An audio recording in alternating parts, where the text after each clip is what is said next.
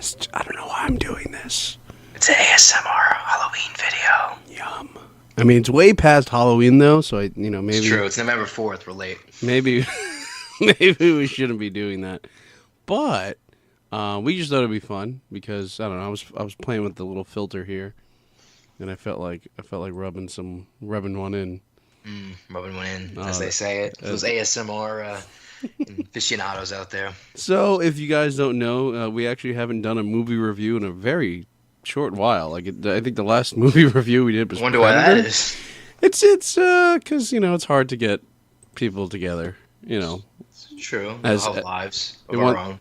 Yeah, as they once said, life finds a way, but apparently ours clearly did not. We Well, it weren't. found a way. It just took a long time. It took a long time to find that way. So I feel like if you haven't known already by clicking on this episode, this is a big old 3 trifecta movie review type of idea. So I'm Peter Cabranes, and I'm joined by, of course, Michael Votto. What's going on? What's up, guys? And so we're going to be talking about Halloween. Mike and I are going to be talking about Halloween. Then we're going to be jumping into Venom and the big one that just came out this weekend, Bohemian Rhapsody. We've got a big wham times 3 for tonight because we really got to catch up on everything. We got to catch up on that lost time. So got to smack 3 in 1. Yeah, and I feel like this is something we could do in the future in the event we do screw you guys over by not giving you reviews. We could totally just do like an end of this month type of idea. And I feel like it'll work. We'll see how today. True. See how today If goes. we get lazy. Yeah, which is clearly something that's been happening. Yeah. So yeah, apologies for no episodes in the last 2 weeks or something like that. Yeah, whatever. But anyway, so Halloween came out October 19th, and which is like 2 weeks before actual Halloween. Or was it a week? Let me Was see. it a week? I think it was a week. You might be right. Yeah, let's see here. Big- It was a week and a half. Week and a half. Week and a Yeah, half. you're right. So Week and a very half. close. Very close. So interesting idea to release it then. I guess it was to. I mean, couldn't really release it on November 2nd because that's. Well, that'd be lame. But think about it. You you're got to give defeating the people purpose. time to see the movie. Yeah, no. So I think it was a smart idea. I mean, it's cool. We just all found it like there was several memes I saw. It was like 2 or 3 that were regarding Halloween, October 19th, and it's like, wait, they changed the date of actual Halloween. Well, Just- imagine seeing a movie Halloween in November. That would kind of defeat the purpose. Yeah, no, you're right. But I mean, they could have done it the 26th, but I don't care. Why am I even focusing on this? I have no idea why I care. I guess you're concerned with the box office ticket sales, which Wait. did not suffer. So No, first of all, this is the greatest Halloween movie ever in regards to box office. Apparently, it made like 70-something million dollars opening weekend, and like the closest that ever got to that was like the second Rob Zombie or first Rob Zombie Halloween, which made like 26. So like unbelievable numbers for this movie, and if you haven't seen it, please, because we're gonna go into it a little bit. it's a great movie. It's fucking dark. Yeah, it's gory. It's bloody. nasty. And so, like, isn't it cool that there's podcasters in it, though? Isn't that, Oh yeah. Well, they're not really podcasters. They're more journalists. Let's not give them. that so happen to have a Let's podcast. not You're level right. them down. Yep. We're not journalists, investigative journalists. I mean, it's always been a dream of mine, but you're right, Mike. We're not. This is very true. We're just 2 kids in a mom's basement somewhere.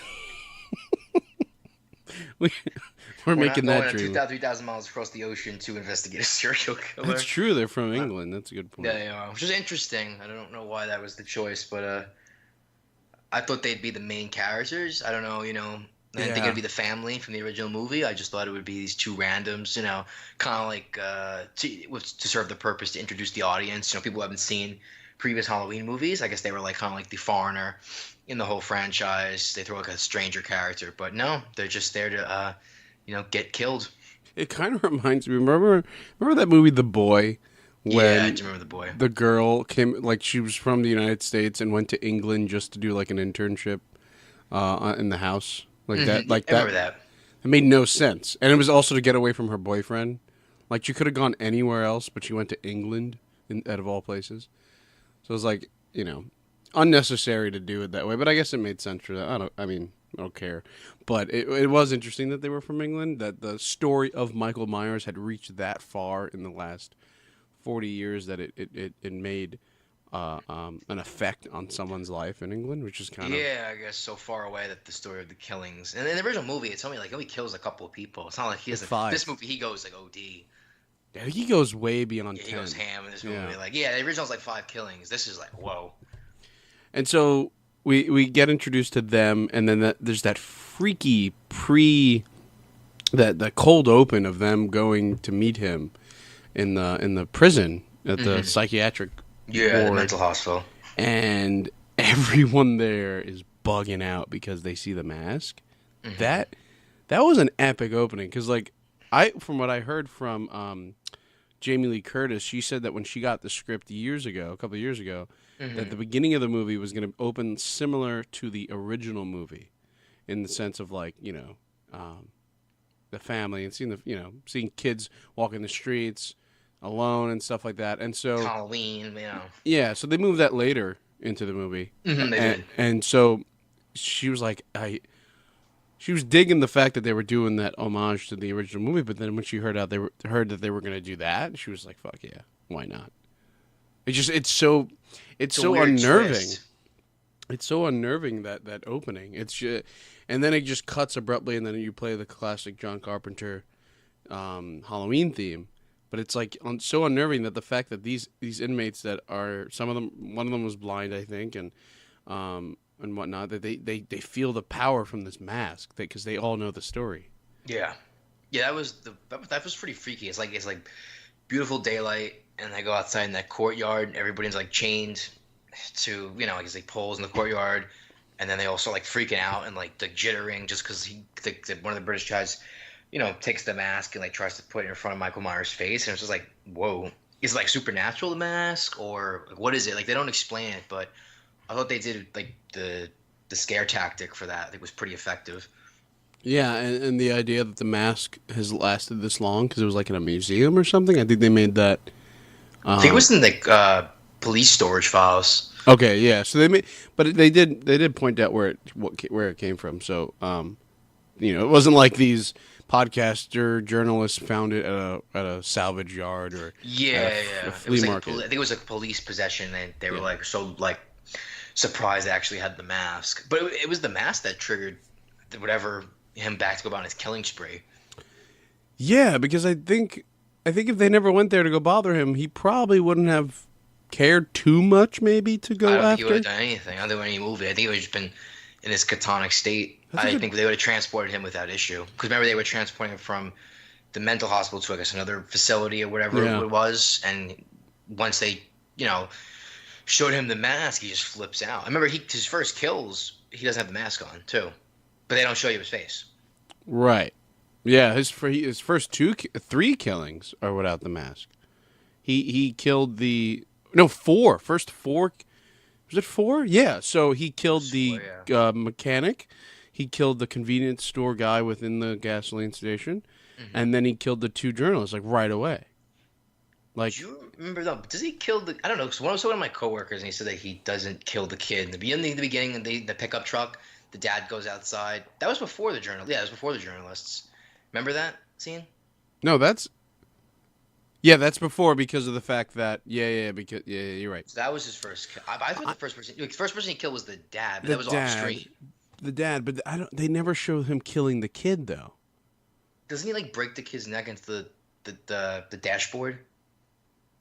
Does he? Yeah, That's a solid. You're making a good point there. I don't remember. I'm pretty sure he killed the kid. I was asking if Oh you yeah, well, thought okay. so. No, I don't. You know what it is? I don't think they really show, but they do show him choking the kid. I think. Either that So or he just knocked him out against I remember he just I slammed his head think into the that's what they dashboard. do. Like they don't show anything else, but I do it was know. just Yeah, one swipe. doesn't the kid get into like the passenger seat? I mean, the Yeah. driver's seat, and then Michael appears in the back of the car. Yeah, Yeah. yeah, yeah. That was the Okay, scene. you're right. You're right. Yeah. Okay. So going back to that, the dad when they showed the dad murdered and his neck was all just hanging. Twisted. Yeah, it was twisted That against the bumper. I just looked away. I couldn't deal with that. I was like, oh, I hate when I see bones popping out or about to protrude. Hmm. That just blows ugh, just makes me sick. Um, and yeah, the movie had a couple of deaths like that, and murders and gruesome, whatever killings, like similar to that.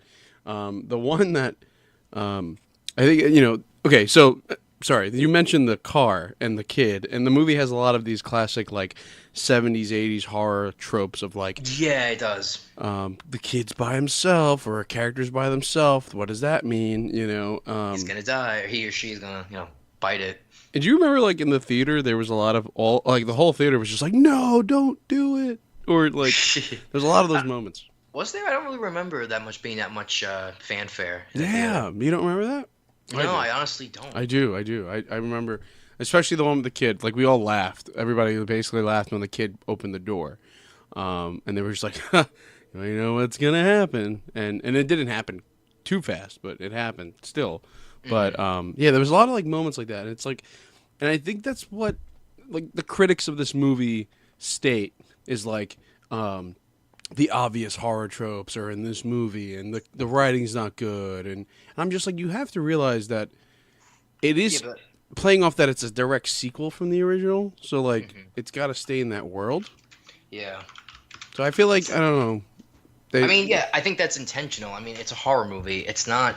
I mean, it takes itself to a relative degree of seriousness, but it's at the end of the day, it's a slasher movie. right yeah I mean it's not meant to be an Oscar award winning flick Toronto Exactly, with like epic characters, with like deep, deep revelations. No. literally the point of the movie is that this guy is going to murder people and let's watch it. That's the whole point. If he didn't escape, there's no movie. Like I don't want to see a movie of Laurie Strode just walking around going, he's coming, and he never shows up. Like I want to see him come out. Like that's the whole point. So I have this article up right now. I was reading because I'm trying to figure out what the exact kill count was, and it mentions the first person to die is the hunter and his son, so the dad and the kid. Yeah. Yeah, Michael breaks his neck, and then the kid's also killed too. Yeah, it says he snaps the kid's neck in, Yeah, in the yeah. pickup truck. That's a good point. No, you're right. I do like I'm remembering it now. Yeah, It didn't stick out to me as much. it's barely. I remember it was shown really fast. Like just bangs his head against the dashboard, and it's like boom, it just cuts. Like they don't show anything. But I mean, the first scene it's weird because like the mechanic scene, it was at the car shop. That was like when the two journalists, like where they die. It was like they did a really good job. I liked how they kind of like made you teeter, like if they were gonna get killed or not. I feel like Yeah. it was almost like a false hope. Like I thought the woman was gonna be able to hide from him when she was going through the bathroom stalls, and then the dude, busts in, and then of course, he gets his ass kicked. Or at least, maybe escape because she had a chance and then but Yeah, I Michael's thought just she was gonna actually escape. Like I thought they weren't gonna die. I thought they were gonna have a run in, and then they were gonna both escape. But I yeah. like how the movie like literally just like um subverted that completely. Like they both get like wrecked. It's like killing James Franco in the beginning of Alien Covenant. Hmm. It's Oh just yeah. it's like oh cool good actor and then dead. But yeah you have a good point. I feel like I felt the same. I thought they were at least going to just meet him and encounter him and maybe get beaten and bruised, but it seems like no one could ever escape Michael Myers. Pretty Like, much, yeah. I mean, he wipes that gas station out. Do you remember the dude that he was on the I think he was like the desk attendant, and the dude's like jaws like broken open. yeah so Do you that's remember that? You were like oh cringing. So his like, that teeth are like all over the floor. Yeah. Oh yeah, because that was the guy he killed, and then the lady to scare her, he like drops the teeth. Remember that? The teeth yeah on the floor. he tried to He scare the like journalist smashed yeah. that guy's head open. But the thing is we didn't see the jaw first. We saw the teeth and then we were like oh that must have came from somewhere and Where did then the teeth come from? yeah. Man, okay, that's where they came from. fuck when I saw the jaw open like that I was like You were oh like freaked. That was the first one that like really like I saw you like jumped. yeah. And that dude Yeah. was just like fucked up. It's like I love horror movies, but I like the psychological horror movies. Uh-huh. I don't watch. I can't. I have a difficult time watching slashers and anything that's really gory. Hmm. It truly devastates me because one, as a film person, I should know that yes, granted fake. it looks real, but It's it's fake. extremely. There's no way anyone was harmed in the making They of didn't this stomp movie. the actor's head in the Yeah, but I can never suspend the disbelief part. Like I always see it as like, oh my god, it's real, and then it See, takes for me like, me, it doesn't really like. I just don't like it. I find it more funny. That's why I like horror movies in the sense that I just find it like it's silly. Like I know it's obviously it's fake. Yeah. It doesn't.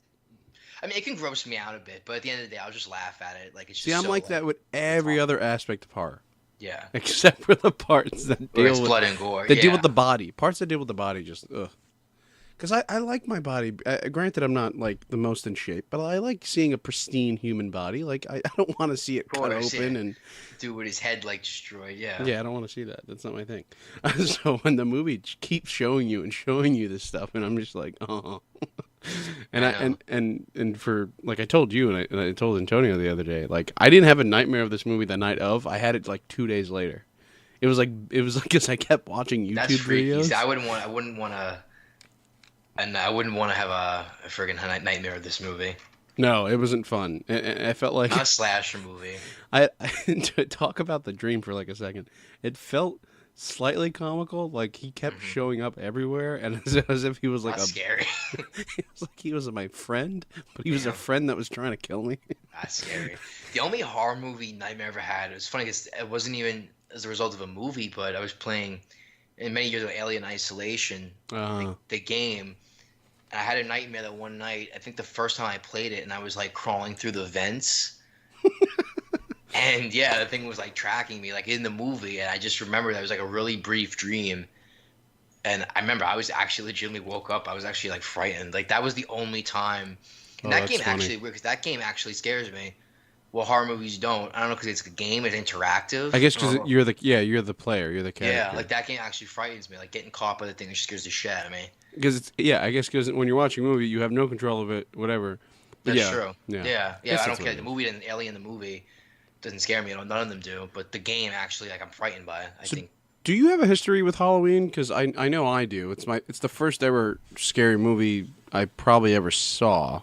I mean, not really. I mean, I've seen the original on TV like a long time ago, but Mm, I don't really have much of a history. I don't have much history of any horror movies. yeah, Like I never really was a buff. I like watch. Like I'll watch them when they come on, but I never really.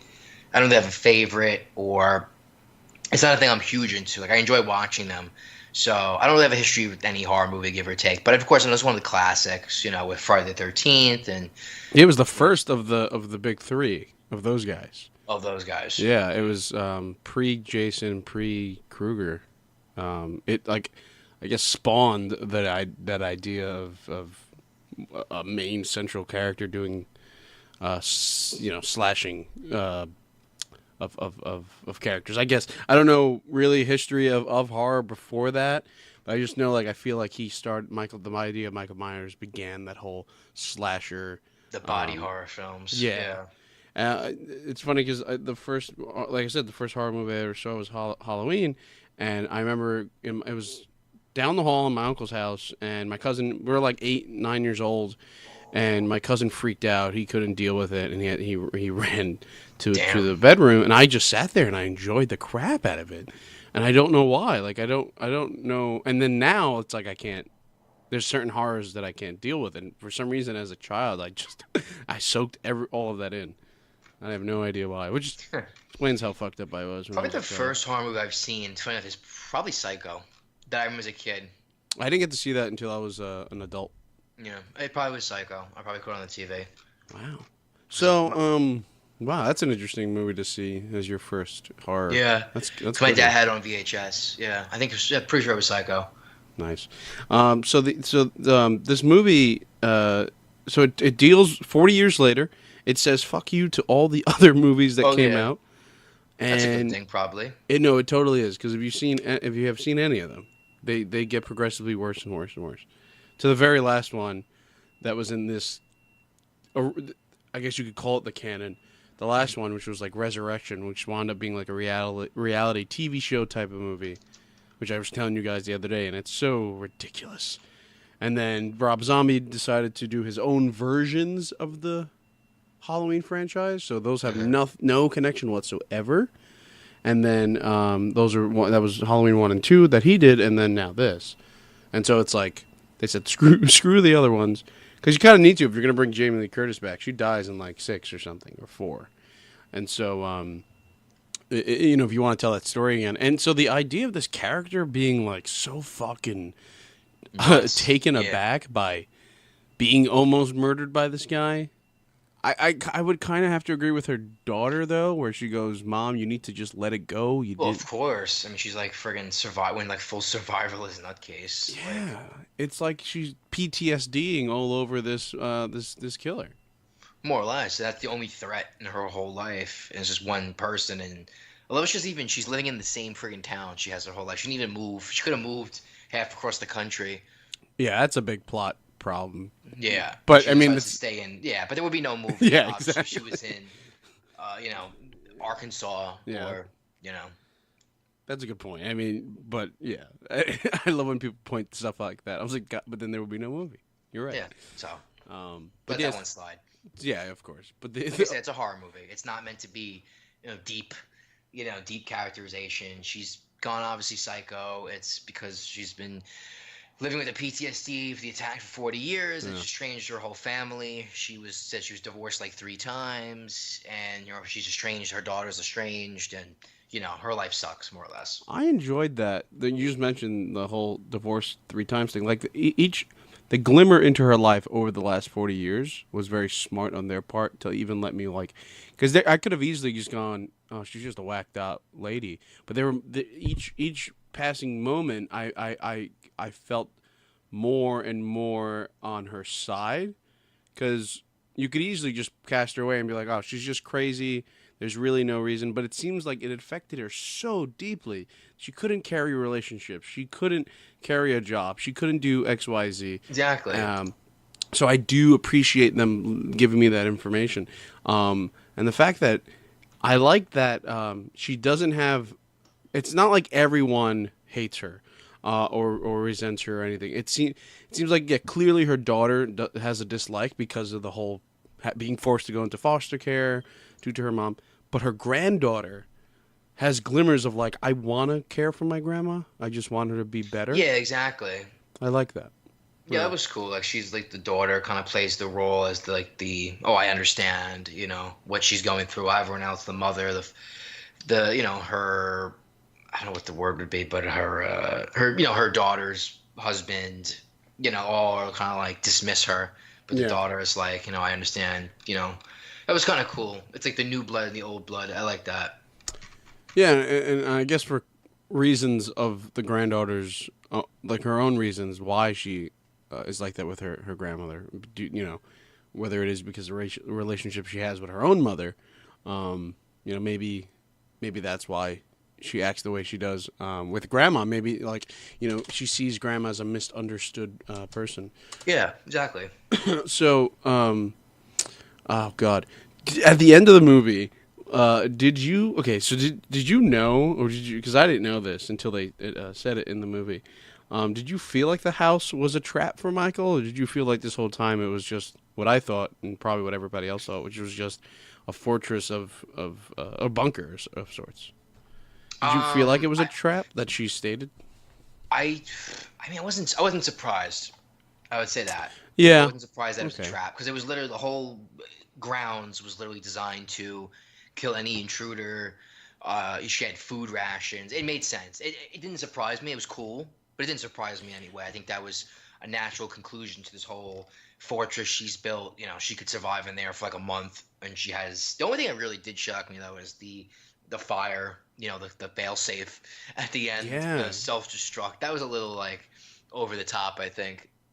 But I guess it does make sense because Michael seems to be indestructible. They shot him in the face twice in this movie, stabbed him. They did whatever you His could do hand to kill is his him. hand blown off too. I Right? think Remember like a that? couple of fingers get chopped off or blown off or something, and he's walking around with he's just bleeding like crazy, but it doesn't seem to stop him. And that's the other thing about this movie. Like, why is he the way he is? Like, how is he so powerful? Why is he super powerful? Like, is there ever going to be an explanation? Probably not. And I think they did try to explain it in one of those like non-canon movies now, but like I think it was like a mystical thing, you know.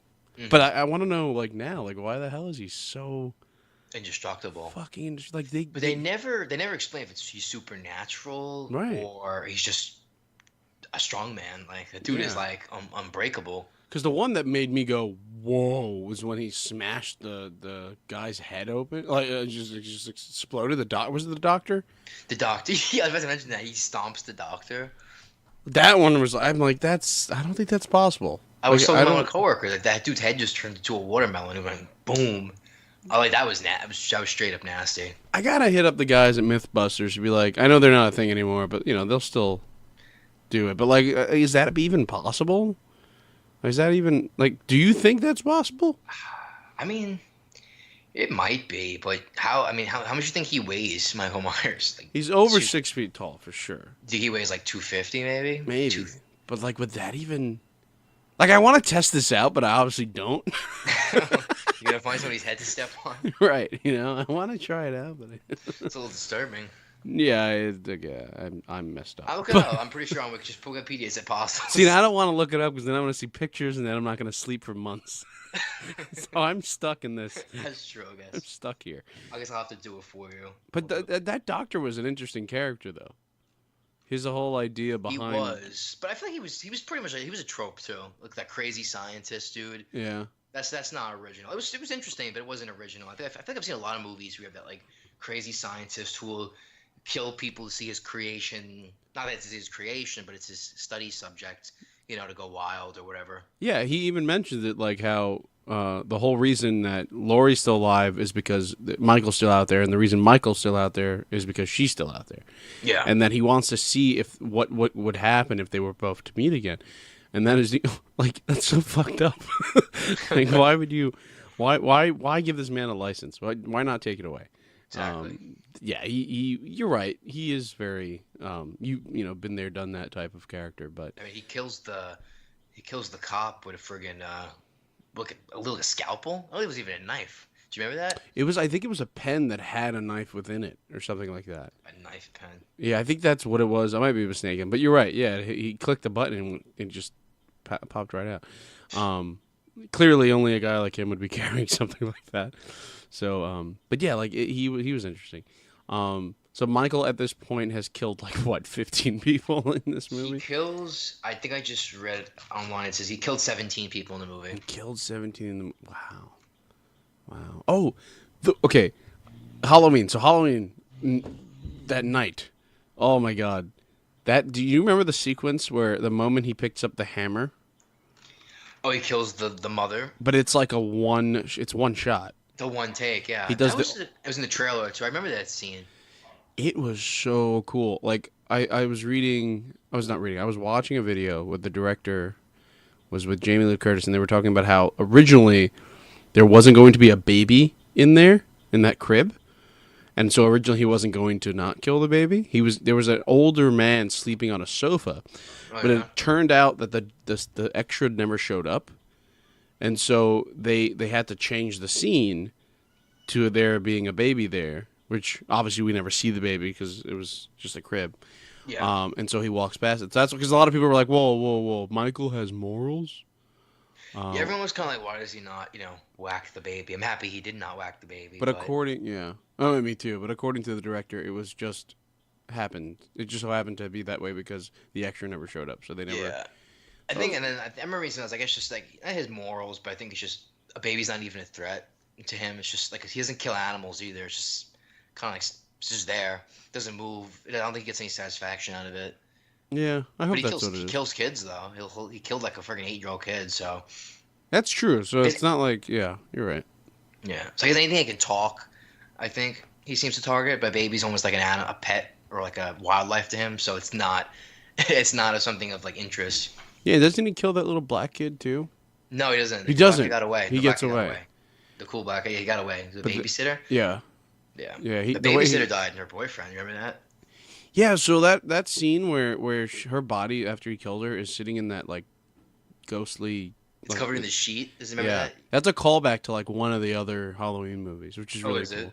Yeah, because I think he was sitting in one of them, and like that's so fucking terrifying. That's like that's why. Partially why I'll never move to a suburb like that, because the whole idea of that being a thing. a psycho guy going killing It's people always in the randomly. suburbs, right? It's true. Like, come on, there's always a guy in your closet, like that. That's. That is pretty scary. You're just alone by yourself, and there's a friggin' 6 foot serial killer in your closet. But they played it well. But the whole idea of like, oh, he's not in the house, and then finally when she goes to go close the closet door, he doesn't let her close the door, and then boom, opens up. And then the boyfriend tries to fight him, and then he gets like impaled with his own knife. And in the wall too, he's like floating in the wall. Yeah, he's like hanging off the wall. I was like, yo. Which is something I think that also happens in the first Halloween movie. I Some of believe the so. stuff Yeah, he like that. stabs him and like pins him to the wall with a knife. So I think that's another callback. Yeah. This movie does, well, obviously a lot of those, but like that the whole Halloween sequence, like on the day of Halloween, and people just seeing this guy, not thinking anything, because it's like, oh, it's Halloween, and they're too young to maybe know about the mask, so they're just walking around and enjoying their life. So it's kind of like who's gonna care at that point. Yeah, the scene. Actually, going back to what you're saying, the scene where the first neighborhood scene where he kills the long take, the one cut. Mm-hmm.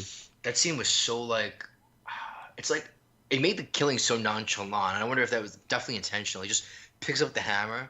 He just strolls in the house, and she's just doing whatever. And he just goes boom, boom, boom, like nothing, like. Yeah, And then it just cuts to him, passing the crib, and then he goes out. and then they It's just show like, him at that woman's window, and you see the reflection of him before he goes in. And they said that was very difficult for them to do. They had to make sure that obviously the camera is not seen through the glass and Yeah. the lighting and all that stuff. So like they spent a lot of time on just that shot alone, and like props to them because they fucking knocked it out because Yeah, they did. Yeah. Yeah. The cinematography in this movie was pretty good. Like it made each kind of like kill pretty interesting. yeah, no, yeah, you're right. That's a solid point. And then I think, yeah, kudos to them because there are moments in this movie, and again, going back to the callback, a classic thing in the original Halloween movie is that Michael will be in the background of something, and you'll not know he's there unless you're really paying attention to the background as well. And there's moments like that. Sure, So, he's like, like, yeah, he's stalking in the back. Do you Yeah. remember the one with the drunk kid? The kid tries to kiss the daughter, and then he's like, she rejects him, and then he's walking home by himself, and then he's drunk, and he mistakes Michael for some like just the house owner. The why kid is don't I remember that? the kid is like drunk. He's like, "Oh, I'll leave now," and then he starts getting up. Oh and then, yes, and then the lights turn on and then turn off, right? yeah, and he's getting closer. Oh my God, yes, yes, yes.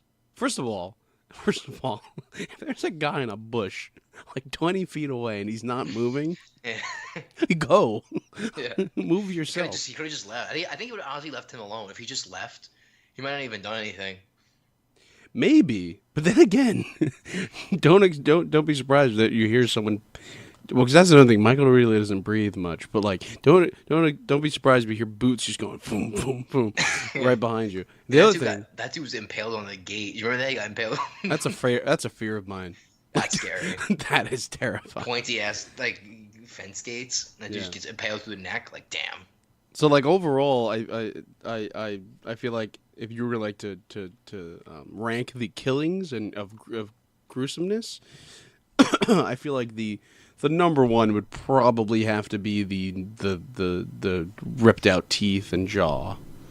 So you're saying the most gruesome death in the movie was the mechanic guy in the beginning? Yeah, probably I thought the that one I can remember at least. that you can remember. Do you remember the cops that went to stop him?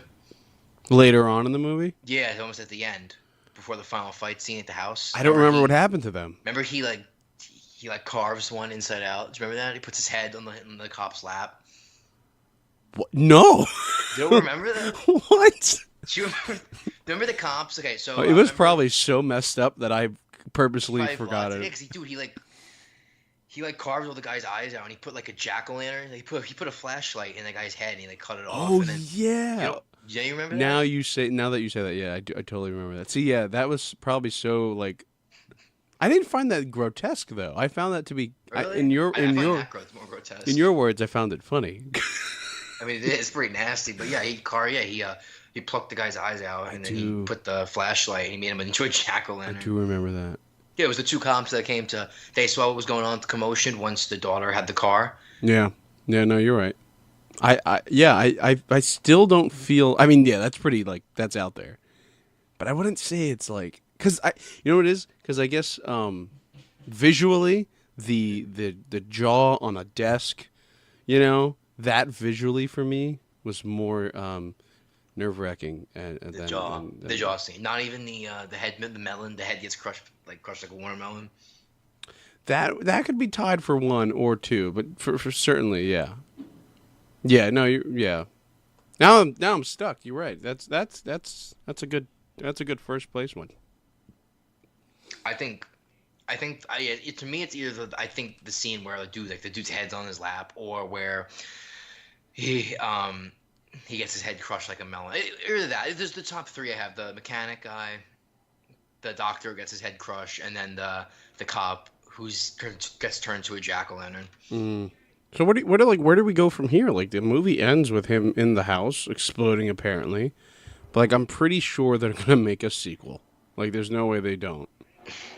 So I like mean, what? yeah, it's just how come this dude can survive anything? Yeah. So like what do we do? Like is he gonna? I mean, she's still alive. The family's still alive for the most part. Like so, Except there's this. the dad died. That's right. The dad was idiotic man, going out there and the cop. Oh hey, things are okay. You know. Yeah, and then remember they found his body like shoved in the closet. Is that is that what happened? Yes, yeah, Yeah, yeah, yeah. yes. He was like up in the top shelf, which is another thing because like apparently she made sure her bedroom was the same bedroom that was in the old house. She made sure she had a closet in there and everything because according to her, Jamie Lee Curtis and like the people involved in this movie, according to them, she felt that the closet was someplace that not only yes she almost was killed in, but it was a place that protected her from Michael because he wound up never getting to kill her in the closet. Like it's comforting for her to have a closet like that. Because if you've seen the original movie, he goes to go at her and she manages to poke at him and whatnot and get out of the closet, and then go from there. But apparently, like the closet for her is a symbolic thing. Like it Interesting. needed to be Huh. there. Yeah. So like overall, like where do you put this movie? I feel like it's an amazing. Um, it's clearly not gonna. I don't think it's gonna get any Oscar buzz, if any. But and it doesn't have to. It's not important. But um, for me, it's probably. I feel like it is better than the original Halloween movie. I feel like. Um, and it's easy to say that, given that it's 2018 and just visually it looks better. They had many years to come up with a good story, so maybe that's probably why. But I feel like it's overall better than the original Halloween. I don't know about you. I don't know if you remember the original I one to mean, know. I don't think I remember it enough where it's like uh, I can make a comparison really if the original's better. But I think this movie is definitely. I respect it for how it took the original movie and it works off the original movie, but it's still modern in a sense. So I feel like it worked. It's a great now movie. Yeah, totally. Yeah, Comparing it to trying to compare it to a movie that's 40 years old is very different. I mean, the original, like I said, only kills like five people. I don't remember the original being that gory. I don't think it was. I mean, it no, was violent, but I don't think it was like any level of this. Like this is a modern horror movie, 2018, 2010s era horror movie, not a 1970s horror movie. But there's a bunch of throwbacks which are respectfully done, and as it makes it a lot of fun. yeah. So I would have to say then that this movie deserves some sort of recognition at some upcoming award ceremonies, but maybe not the big one.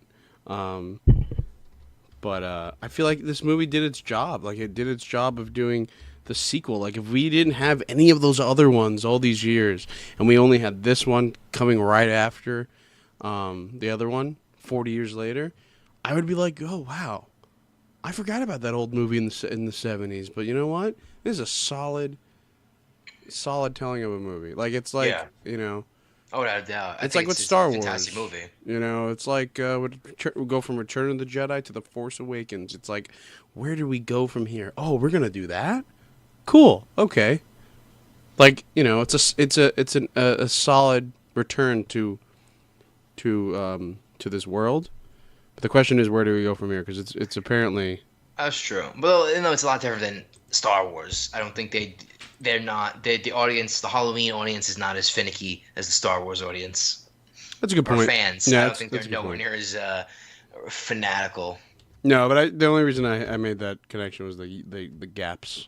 Oh yeah, the gap is pretty big. I mean, well, that's if like the Last Jedi, or that's if the Force Awakens retcon say the prequels. So it was like, oh, we haven't had a movie since 1983, which it doesn't retcon the prequels, but I guess your fair enough comparison is where it picks up, you know. Right. That was mainly like what I was talking about. That whole idea.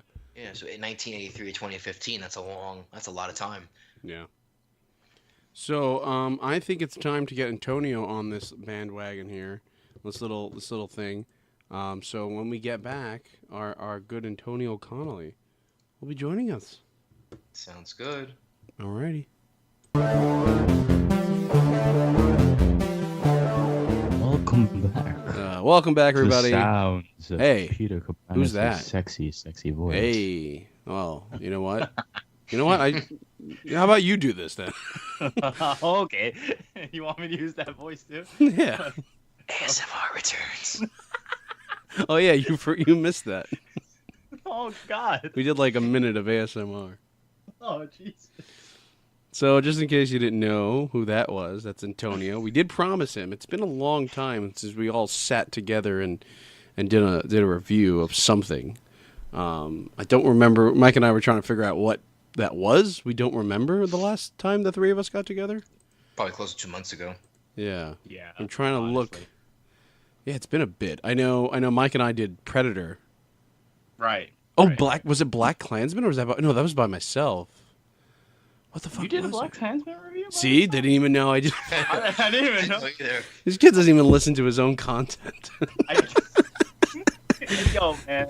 It's a good review for a white guy, well, Spanish guy talking about a black For a movie. white guy, there it is. Are you a white guy? I guess I am.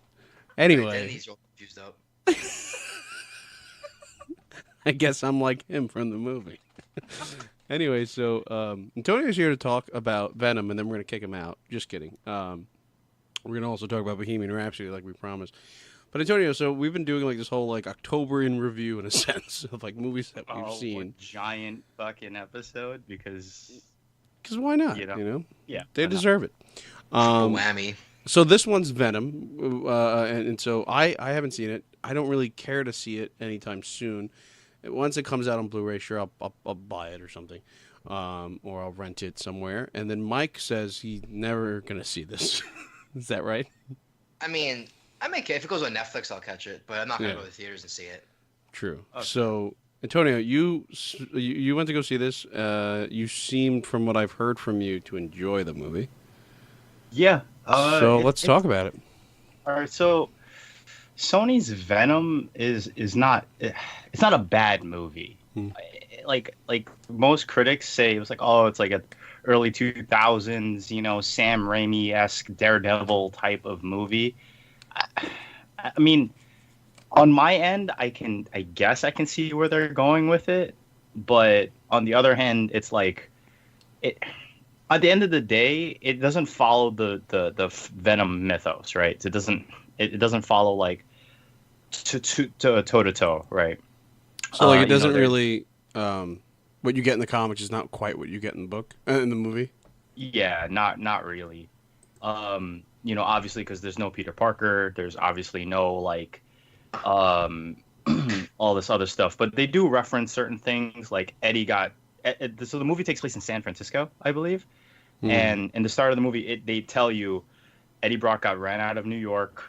He worked at the Daily Globe, which is the Daily Bugle's arch rival in the comic books. If you're a fan that knows that. Uh-huh. And then like that sets it up. Like that sets up the whole thing. And now he's like this extreme-esque like news reporter who goes around like telling the news how it's supposed to be. Not fabricated type of shit. Is that But you think that's a take on our current political political climate? landscape, Yeah, for yeah, sure, I right? think Yeah. so. I think so. I think they try to like make it sort of relatable for people. Hmm. Um, but Is yeah, is Tom Hardy's character like it just like I said, I haven't seen the movie obviously, so I'm just going off the trailers. Is he supposed to be like this like rough, rugged asshole type of character? Because I just get that vibe, or maybe it's just Tom Hardy himself. um, in the movie, no, but he like Eddie Brock himself from the comic books, yes, kind Mm-hmm. of. But in the movie, no, he's more of a like a caring guy. Oh, He's really? more of So he's not yeah, a douche. Okay. yeah. He's only a douche really to one person. That's the main villain of the Which movie. is fine. Yeah. Yeah, because like the whole movie is essentially Eddie is living the best life, right? He has a good stable job. You know, he's doing his news thing. Mm-hmm. He's living in with his current at the time current fiance, and about to get married and It's all that all's other good. shit. It's all's good in the Yeah, world. Yeah. yeah, all is good. He's doing well, and then all of a sudden, bam, he Symbiote. yeah, but it's more like he has such a strong sense of justice. He's like one of those people. Mm-hmm. Um, and so like he basically like finds out that the main villain of the movie, the guy who got all the symbiotes, who like who's collecting them and whatnot, he basically was like, I heard about all the human experiments. I heard about all this. What happened? Give us the right information. And they kind of kicked him out. And since this guy is like essentially the equivalent of like a Steve Jobs or of a Bill Gates type of individual. It's like a With, enigmatic millionaire yeah, type entrepreneur yeah, character. yeah, and he has like so much power that basically he gets Eddie fired. And the reason why he found out about all this information was because he stole it essentially from his fiancee, who's working at a law firm, and so that puts a strain on his relationship with her. Interesting. And kicks him out, and he's essentially a homeless man for a good portion of the movie until one of the people that works for the Bill Gates character, I forget his name. The Bill Gates character. Yeah, it's like a Bill Gates guy. He like solved cancer and built all this stuff and Elon Musk rockets, SpaceX type of shit. So, yeah, and then Is that sorry? Is that Riz Ahmed? yes, I believe it is. That's the Indian Yeah. guy. Yeah. Yes. Yeah. Or sorry, Pakistani. I got that wrong. Oops. Wow. Oh, good job. Oof. Oof. Big oof. They don't like each other. Anyway, keep going. Yeah. So yeah, there's that, right? And then like the assistant or whatever finds out that the symbiotes are being used for human experiments, and she's like, I can't. This is not fucking. What's the word I'm looking for? Practical. Like this is not humane. Ethical. There you go. Ethical and humane. Also, I have to mention, one of the symbiotes escaped in the beginning of the movie because it's space crash. It took over a person, and then it kept taking over people. As the story goes on until up until a certain point. And then the strong sense of the movie is the comedy between Venom and Tom Hardy's character, Eddie Brock. Like I think the comedy really really makes the movie. Other than the fact that they tell you how how the symbiotes came to be and all that other stuff. Like towards the end of it though, it feels very rushed. If you watch the movie, you'll understand what I'm saying is because like it starts good opening, decent middle, and then it just forces a fight because you need the epic fight in these superhero movies and these epic tales, and it's like you're expecting this very very big long fight, kind of like Avengers style fight, with like between Thanos or like between like Ultron or any of the Marvel style, like Marvel fights that are pretty elongated, even though like Civil War esque type of like length, and it kind of just like doesn't do that. Like it just doesn't like it doesn't feel epic. It just feels like, oh, okay, he fought the guy and then eventually he dies. Like it's, oh, oh, okay, and then like you know they want to make a sequel because it's making money, right? Like the Venom title makes money, right? Because just and then at the end it's like Venom dies, right? Like that's the whole like, oh shit, he's gone, and then 5 minutes later it's like, yeah, he's not dead, right? Like that's Well, So, so sequel bait ending. no, heavy sequel bait ending. yeah. sequel bait ending. The other thing is that we already know what the next movie's about, though. If you read news, Yeah, like they spoil the whole thing for the like the Really? end credit scene. I don't know if you care, Mike, but I'll just say I don't it. care. That's why I go for it. Yeah, so this is huge spoilers essentially, but if you've been around the internet, you should know. Essentially, Eddie Still's working as a reporter. I think he gets his whole job back. He proves that the guy was like a sleazeball, framing people and using them as human experiments and shit. And essentially, he gets the girl that was his fiance ends up with somebody else, but they're still going out. But like, there's still a connection there, right? Like, they do. If you watch the movie, you'll see it. I'm skipping over the romance, and like I'm fast forwarding this whole thing. But towards the end, Eddie goes to a prison, and like when you go to the prison and they're talking about a person, the only person you think of when you think of Venom and in a prison is Cletus Cassidy, who is becomes Carnage. Right, but it's the fucking most awkwardest thing if you're a movie fan to see who the fuck playing Cletus Cassidy is. oh, I know who it is. Right, I know who it is. It's fucking Woody Harrelson in a fake ass like red wig, and it takes you out if you're like a huge movie person. It just takes you out of the movie because you're just like, what the fuck is Woody Harrelson doing here? Or Like, it would make me excited though. I don't know. No, I'm hype. I'm hype. Don't get me wrong. Like, it's interesting. It's interesting to see him there, but it's like, it takes you out for a second, and then you're back into it, and you're like, oh, okay, this is cool. I want to see a crazy Woody Harrelson. Like, all right, let's. So I've never heard of this character until now. So I'm looking on Wikipedia. So it's like a red-haired kind of looks a little bit like Wolverine, sort of like facially without the beard. Oh, yeah, yeah, kind of. Give or take. So what is he? He's one of the people infected by the symbiote.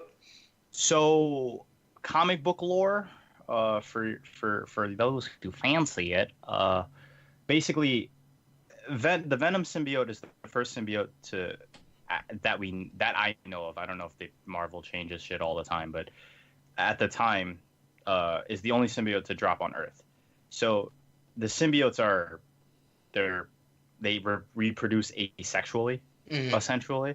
So the Carnage symbiote is the son of Venom, essentially.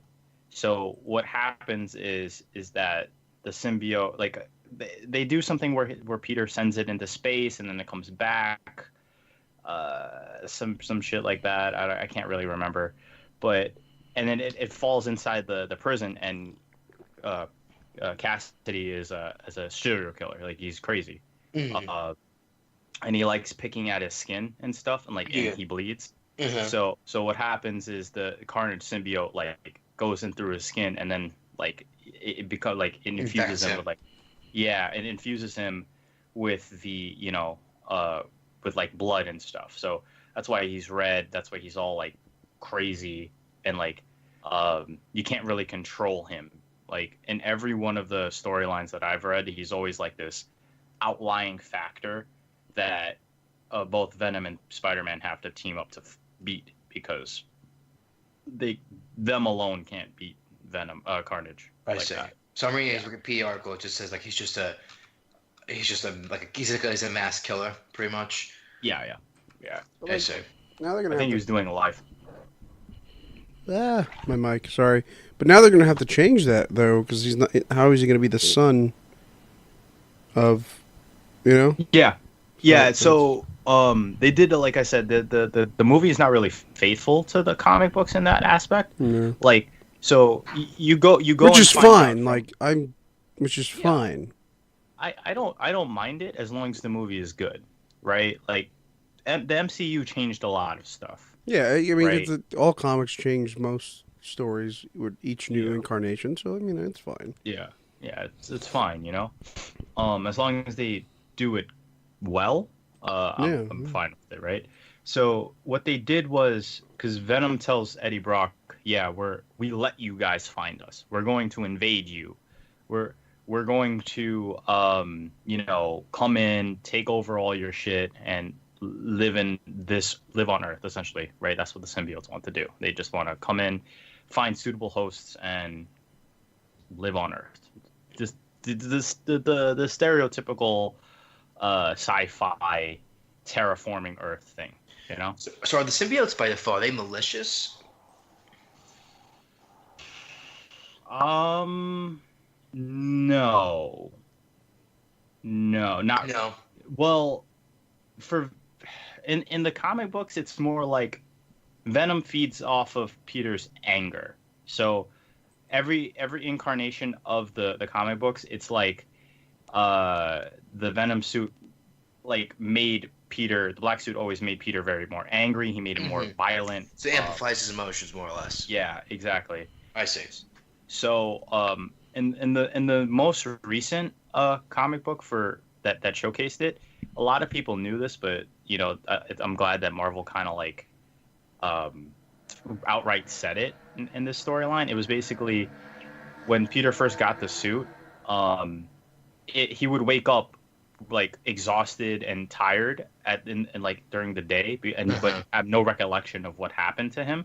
And they explain what happens. They say like, oh, the suit, the symbiote took over Peter, went around saving people, trying to do its best to recreate what Peter was about, and then it met some kid, and the kid was like, you're better than that. Why are you beating up people? This, that, and the other thing.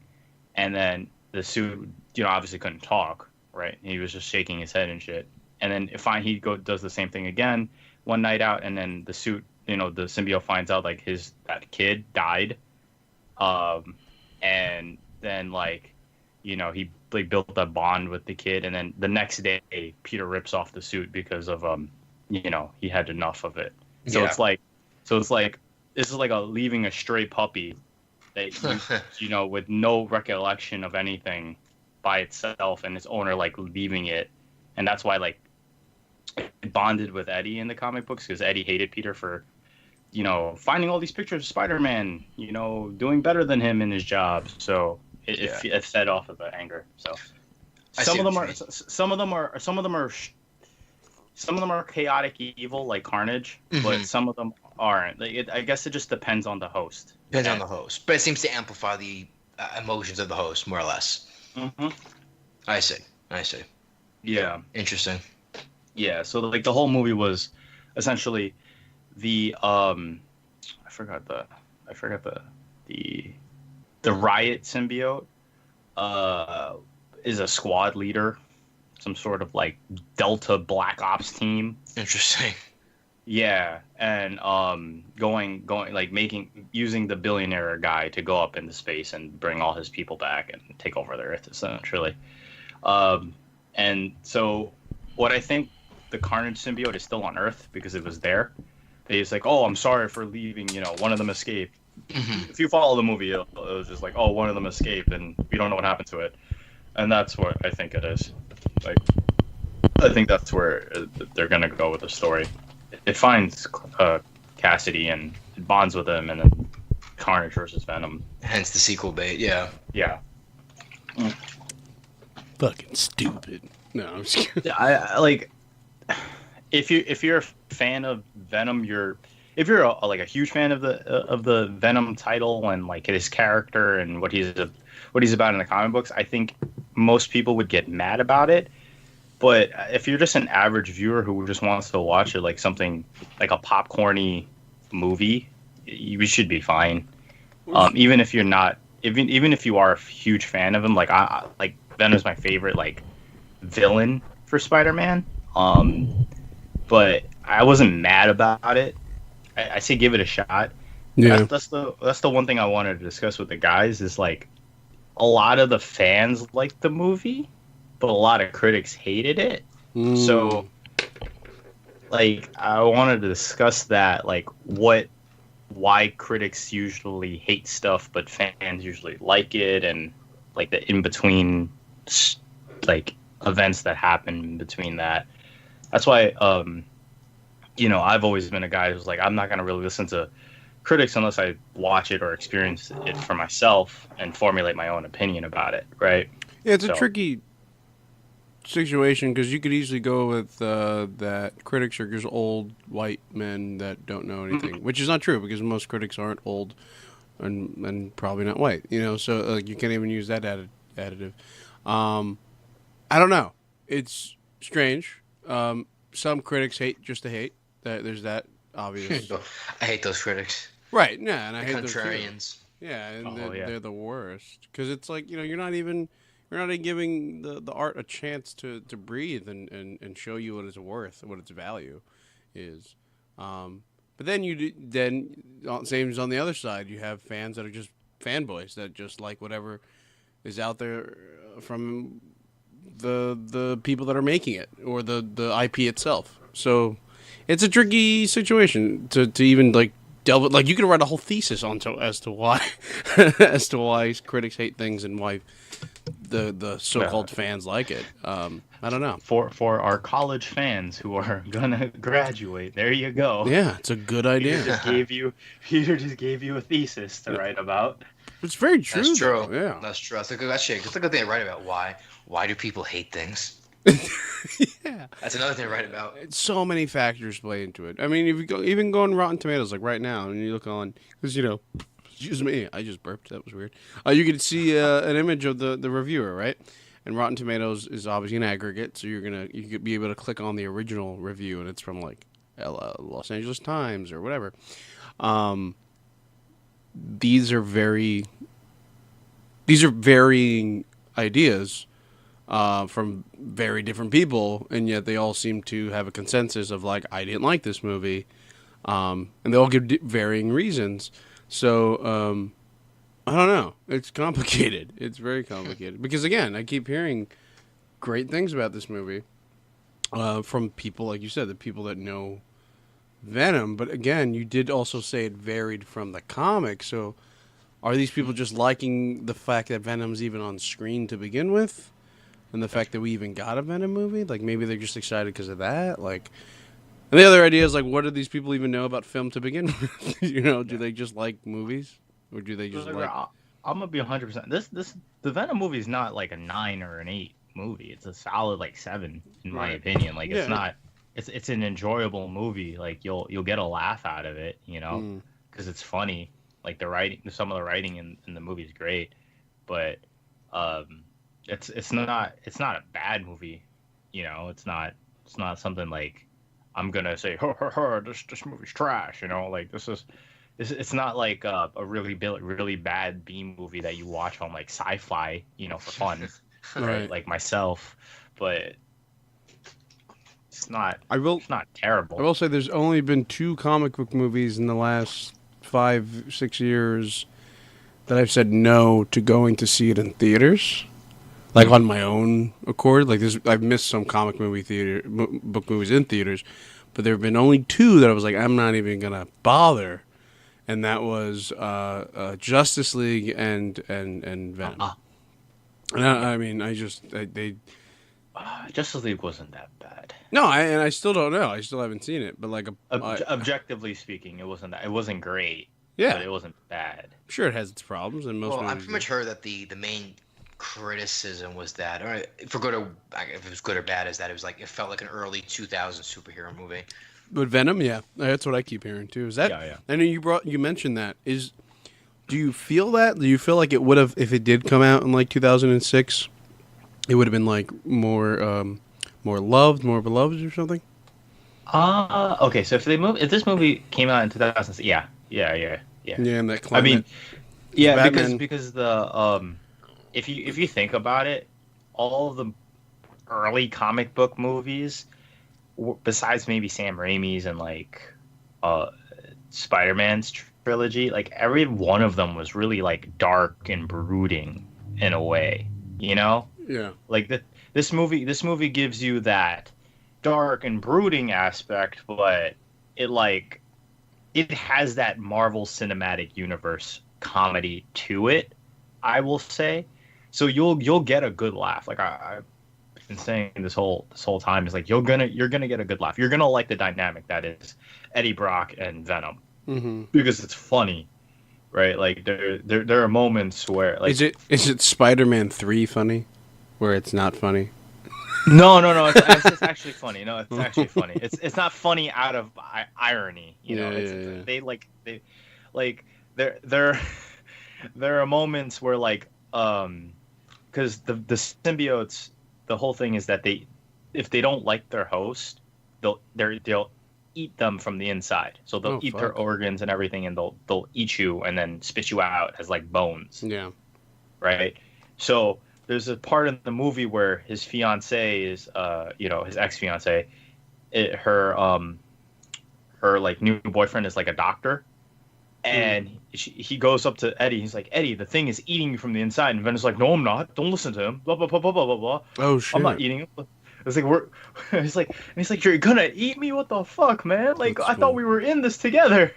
That- It's that- like no, don't let it. It's like do you it's think? really- I just thought about this. I haven't thought about it for more than 2 seconds, so bear with me. Do you think there's any residual?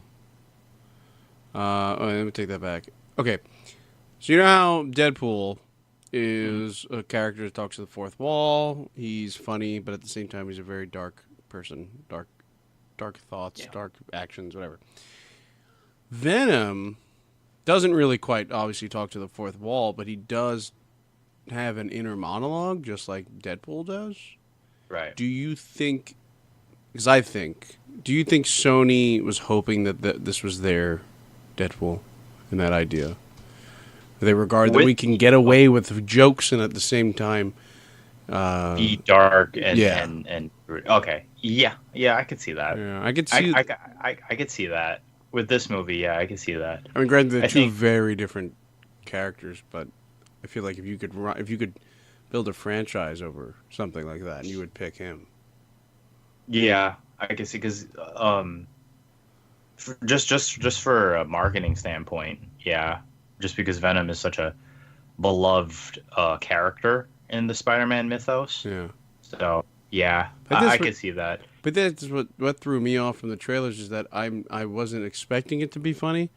So when they threw in that turd joke which again, I don't care that you did it, but when they threw it in there in the trailer, I was just like, oh, it's gonna be funny too. Okay, like I Yeah. wasn't expecting it to have any lightheartedness to it, and also I couldn't understand Venom at all. That was just a me thing, maybe. Did you understand each and every word that Venom mentioned and spoke? So I will say this: the trailers to the movie, were it makes it painted as a different light. So you Yeah. can't understand Venom. They say symbiote instead of symbiote. Yeah. You know, they say they do a bunch of different things, but when you watch the movie, you're like, oh, I There's can reasonings understand what kind he's of saying. behind that because it's out of context, right? Yeah. Oh, But they do say symbiote instead of symbiote. But anyway, They so def- his voice was more clear in the movie.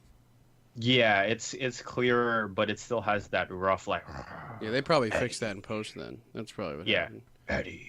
Like it Yeah. actually sounds just like that. Holy fuck. Yeah, no, that's good. Hey, no, that's fine. I mean, as long as they fixed it, because I know a lot of trailers come out, a year or months before the movie, which that's explainable.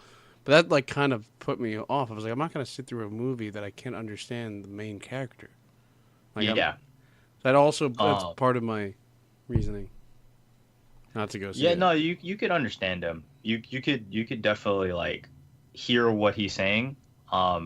He talks slow, so he doesn't. I don't think he enunciates every one of his words, but he talks slow enough that you can understand what Venom is telling Eddie.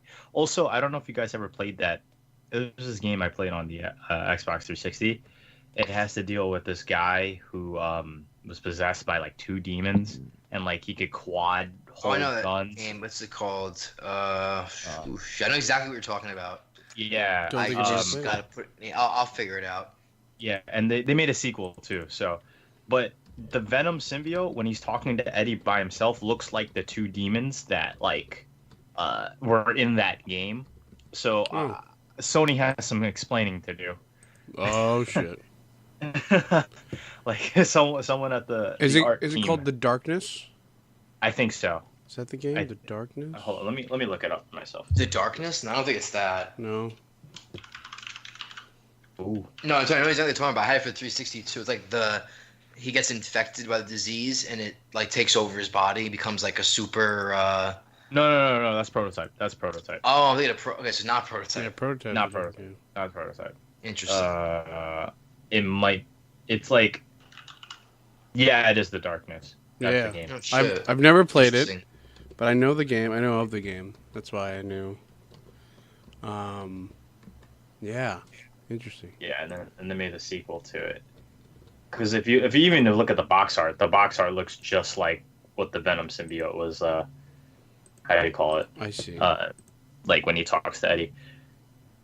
So- Yeah, and the movie does a lot of like homages to the Venom, things. Like they showed Lady Venom in the movie, and it was just really cool. Awkward a little bit, but cool. So it seemed to work without Peter there, so that's fine. Like you don't even think about having to have him there. I Right. suppose. Well, yeah, it's good because they didn't put like the Spider-Man emblem on Venom. Thank God. Well, yeah, that's interesting. Because if they did that, I would have been mad because there's nothing there to indicate the spider emblem Sure, yeah. for Venom. Like it should not, So I'm glad they didn't do that. I'm glad that they stuck with what they got. Well, they really were trying to distance the movie from the MCU, right? Or at least not confuse anybody to make them think it was in the same universe. Yeah, hopefully. Yeah. Well, you also have legally you have to do that too. but so this movie seemed to be pretty solid then. I got to check it out. I will make sure to check it out and like whenever it drops on like on Amazon, you know how they do like you could rent a movie for like $2.99 or some shit. Oh yeah, $4.99. Yeah. I'll do that. Same. I like to see it. It's not a movie that On you should YouTube. spend $14-15 to watch. Yeah. It's a good movie to watch on like Netflix. If you watch it on if you still have a Blockbuster in your neighborhood, or a not video live in rental Oregon. service. If you live in the remote wilderness of Alaska, maybe. Go watch it. Yeah. Like, So what would get you on give it rating wise? Like actually we forgot to do that for Halloween. I said we were going to do it and we forgot. That's true. I guess we wait to the end. No Sure, point yeah, I of don't care. Cutting in right now. So You what should- about should- for Venom though? What would you That's a 7. solid 7 out of 10? Yeah, solid 7. That's believable. Going in. So a good movie. Yeah. yeah. Nothing to rave home about. Like I said, I'd recommend it to people, Yeah. but it's not like, holy shit, my mind was blown, or Yeah. Well, this is something I brought up to Michael about Halloween. Do you think it will get any buzz from like the Oscars or any sort of big awards?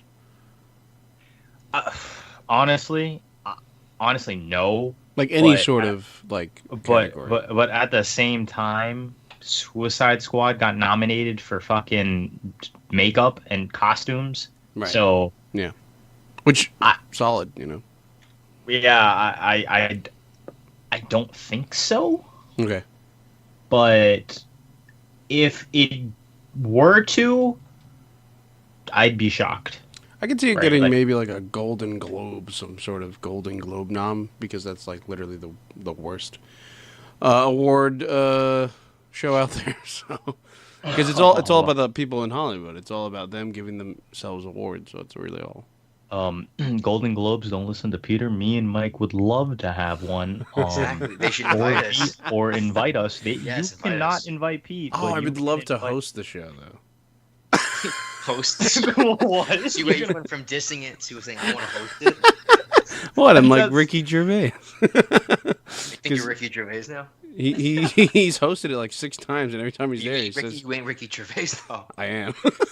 Oh, I am. No. So we're gonna make a what is it? We're gonna make a Canadian office, okay? They Oh, have a because UK, they have you got an USA. in, right? Yeah. So, I was gonna make a point about if T-Mobile, hi T-Mobile, how's it doing? If T-Mobile gave us $4 tickets to see Venom, I would have seen it. But they were Same waiting. They were waiting for this other movie, which we're gonna get into now. Can you see my little segue that I'm doing right now? They waited for a couple of weeks because they were doing it for Bohemian Rhapsody.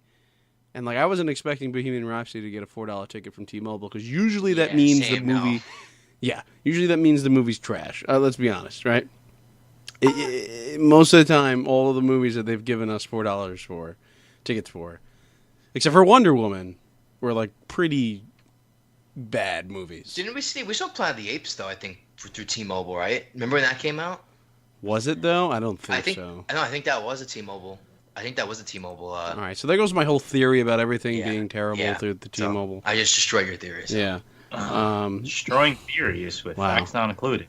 which is the whole point of the There you show. go. Just doing my job.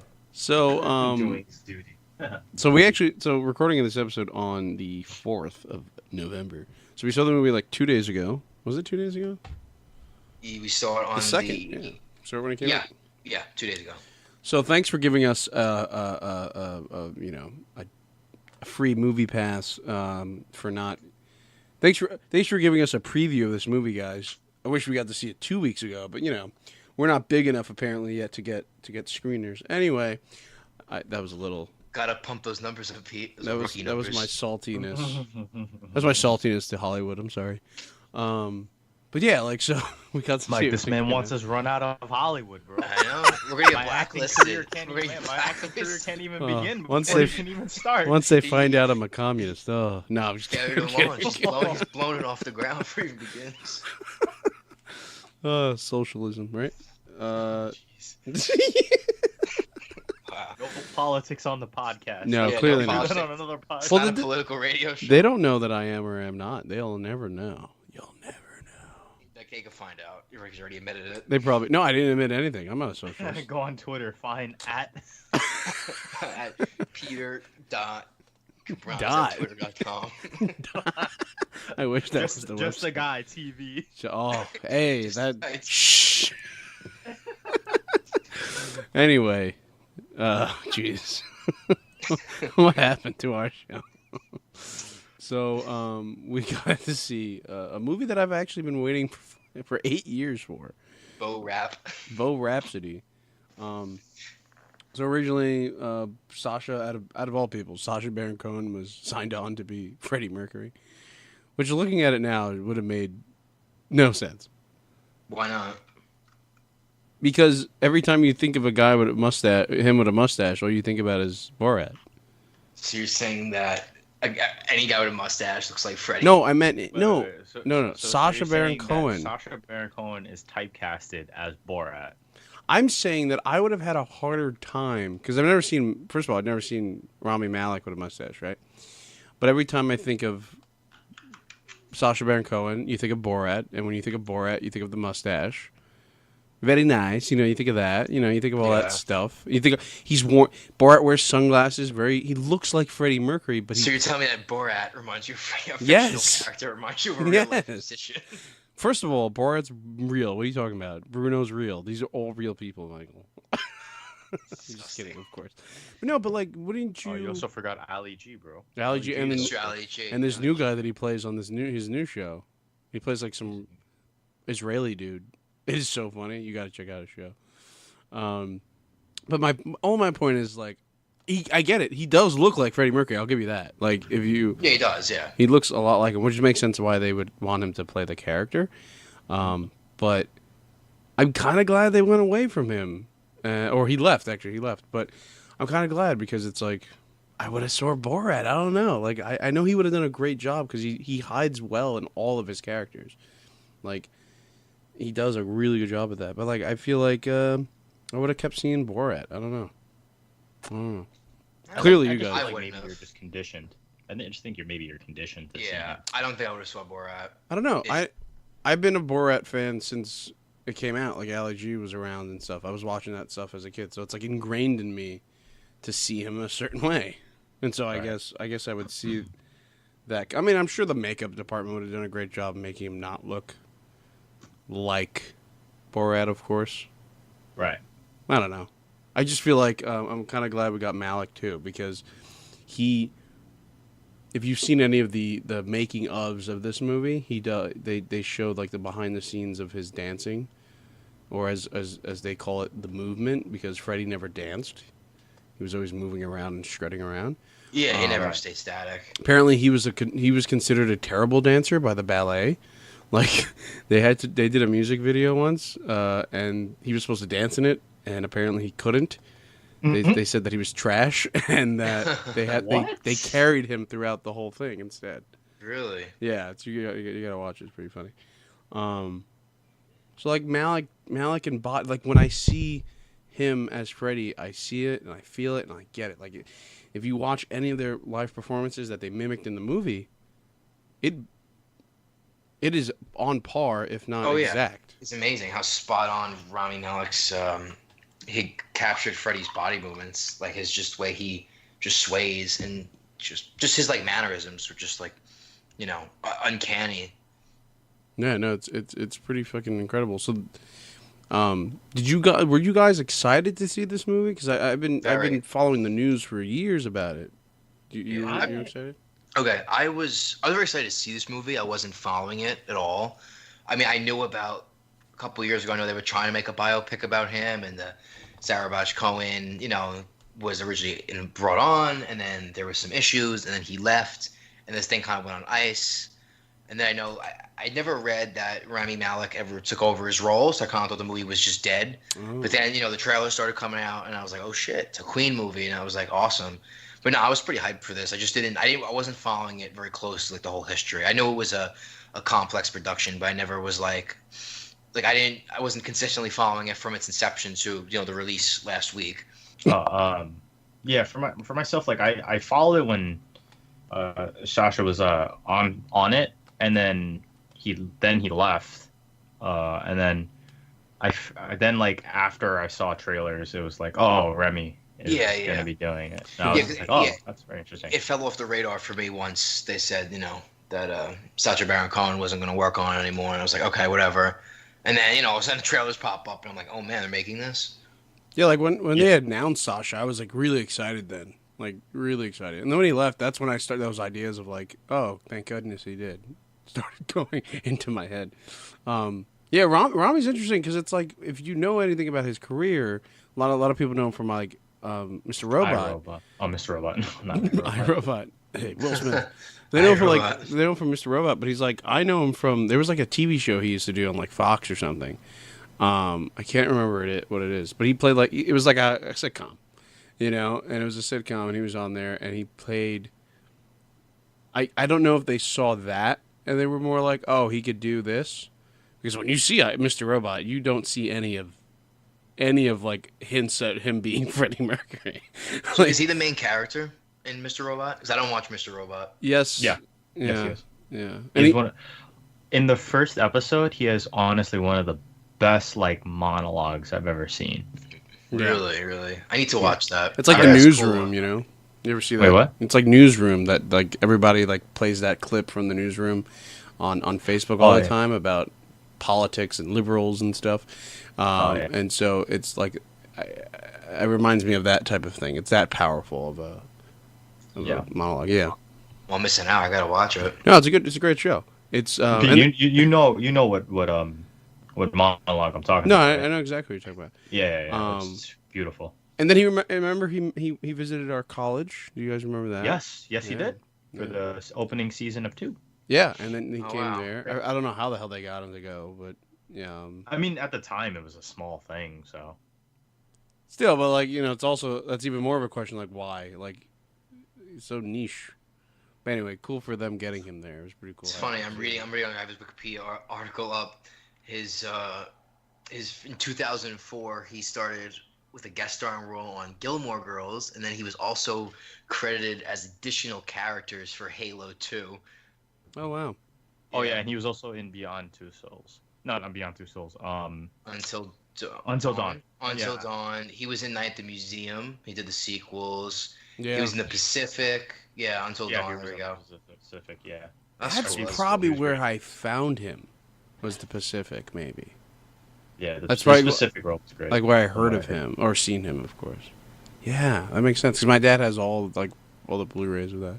Those are great short films. Short films, miniseries. Yeah, it's the same people from Band of Brothers. Tom Yeah, Hanks same guys. But honestly, I never heard of this actor honestly before this movie. I'll admit, I couldn't put a face to the name. Yeah, which is fun, which works in its favor too. Which is the whole other thing of like you have a guy like Sasha, or a lot of people know who you are, know what you Of look course, like. I know who he was. Yeah. You're gonna have a harder time of maybe but Rami, you're like, oh, he's Freddy. Makes sense. Looks like him. And more of a thing, it's they getting a lesser named actor.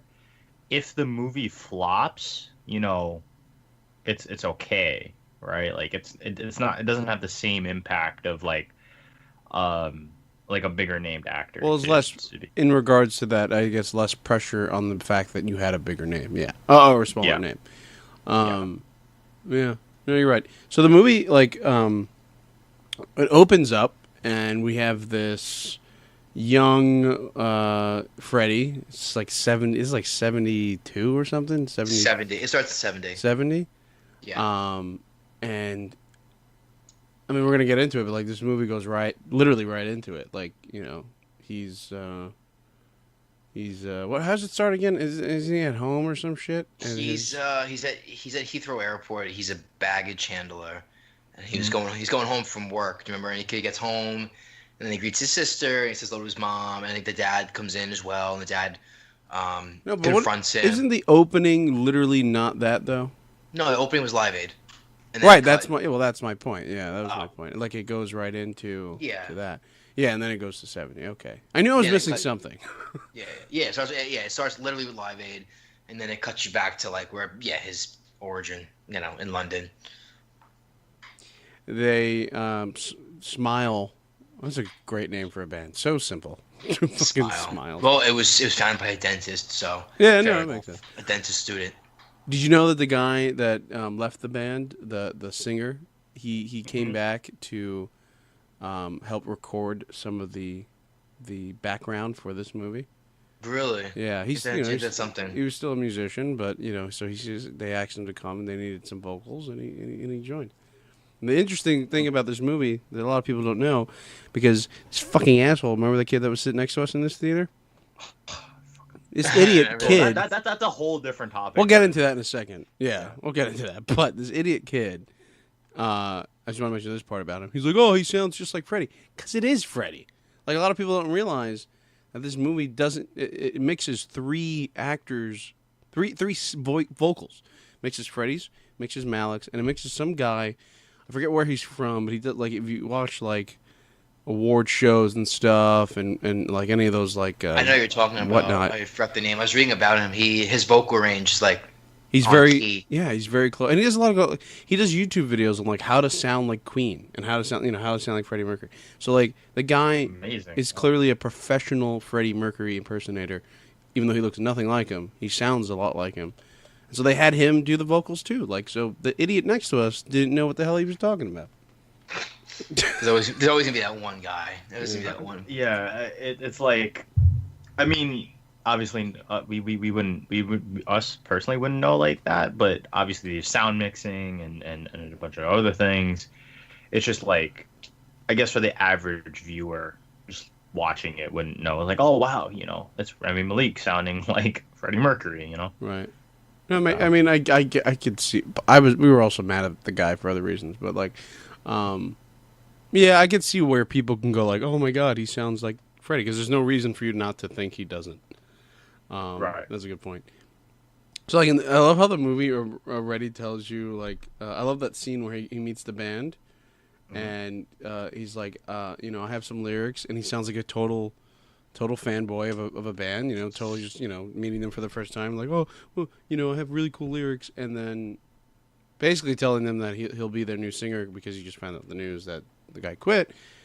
But his sassiness and his very Freddie Mercury way of doing things, he's just like, well, I'm a good singer. He belts out the lyrics, and then he walks away with his hands on his hips and he just struts away.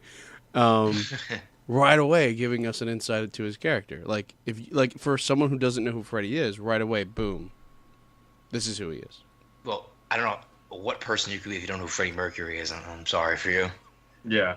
That's almost impossible. That's I mean I was watching something earlier and it's like someone was saying like everybody from a kid to a kid who's under 10 to a senior citizen has listened to Queen because it's played at every sports event you could think of. Yeah. Well, From Right. that's not. grade school to literally to little league to the Super Bowl. People who play Queen songs and Yeah. No, I yeah. get that. No, that I'm talking about, but that's not what I meant. I meant him. A lot of people may not know of him.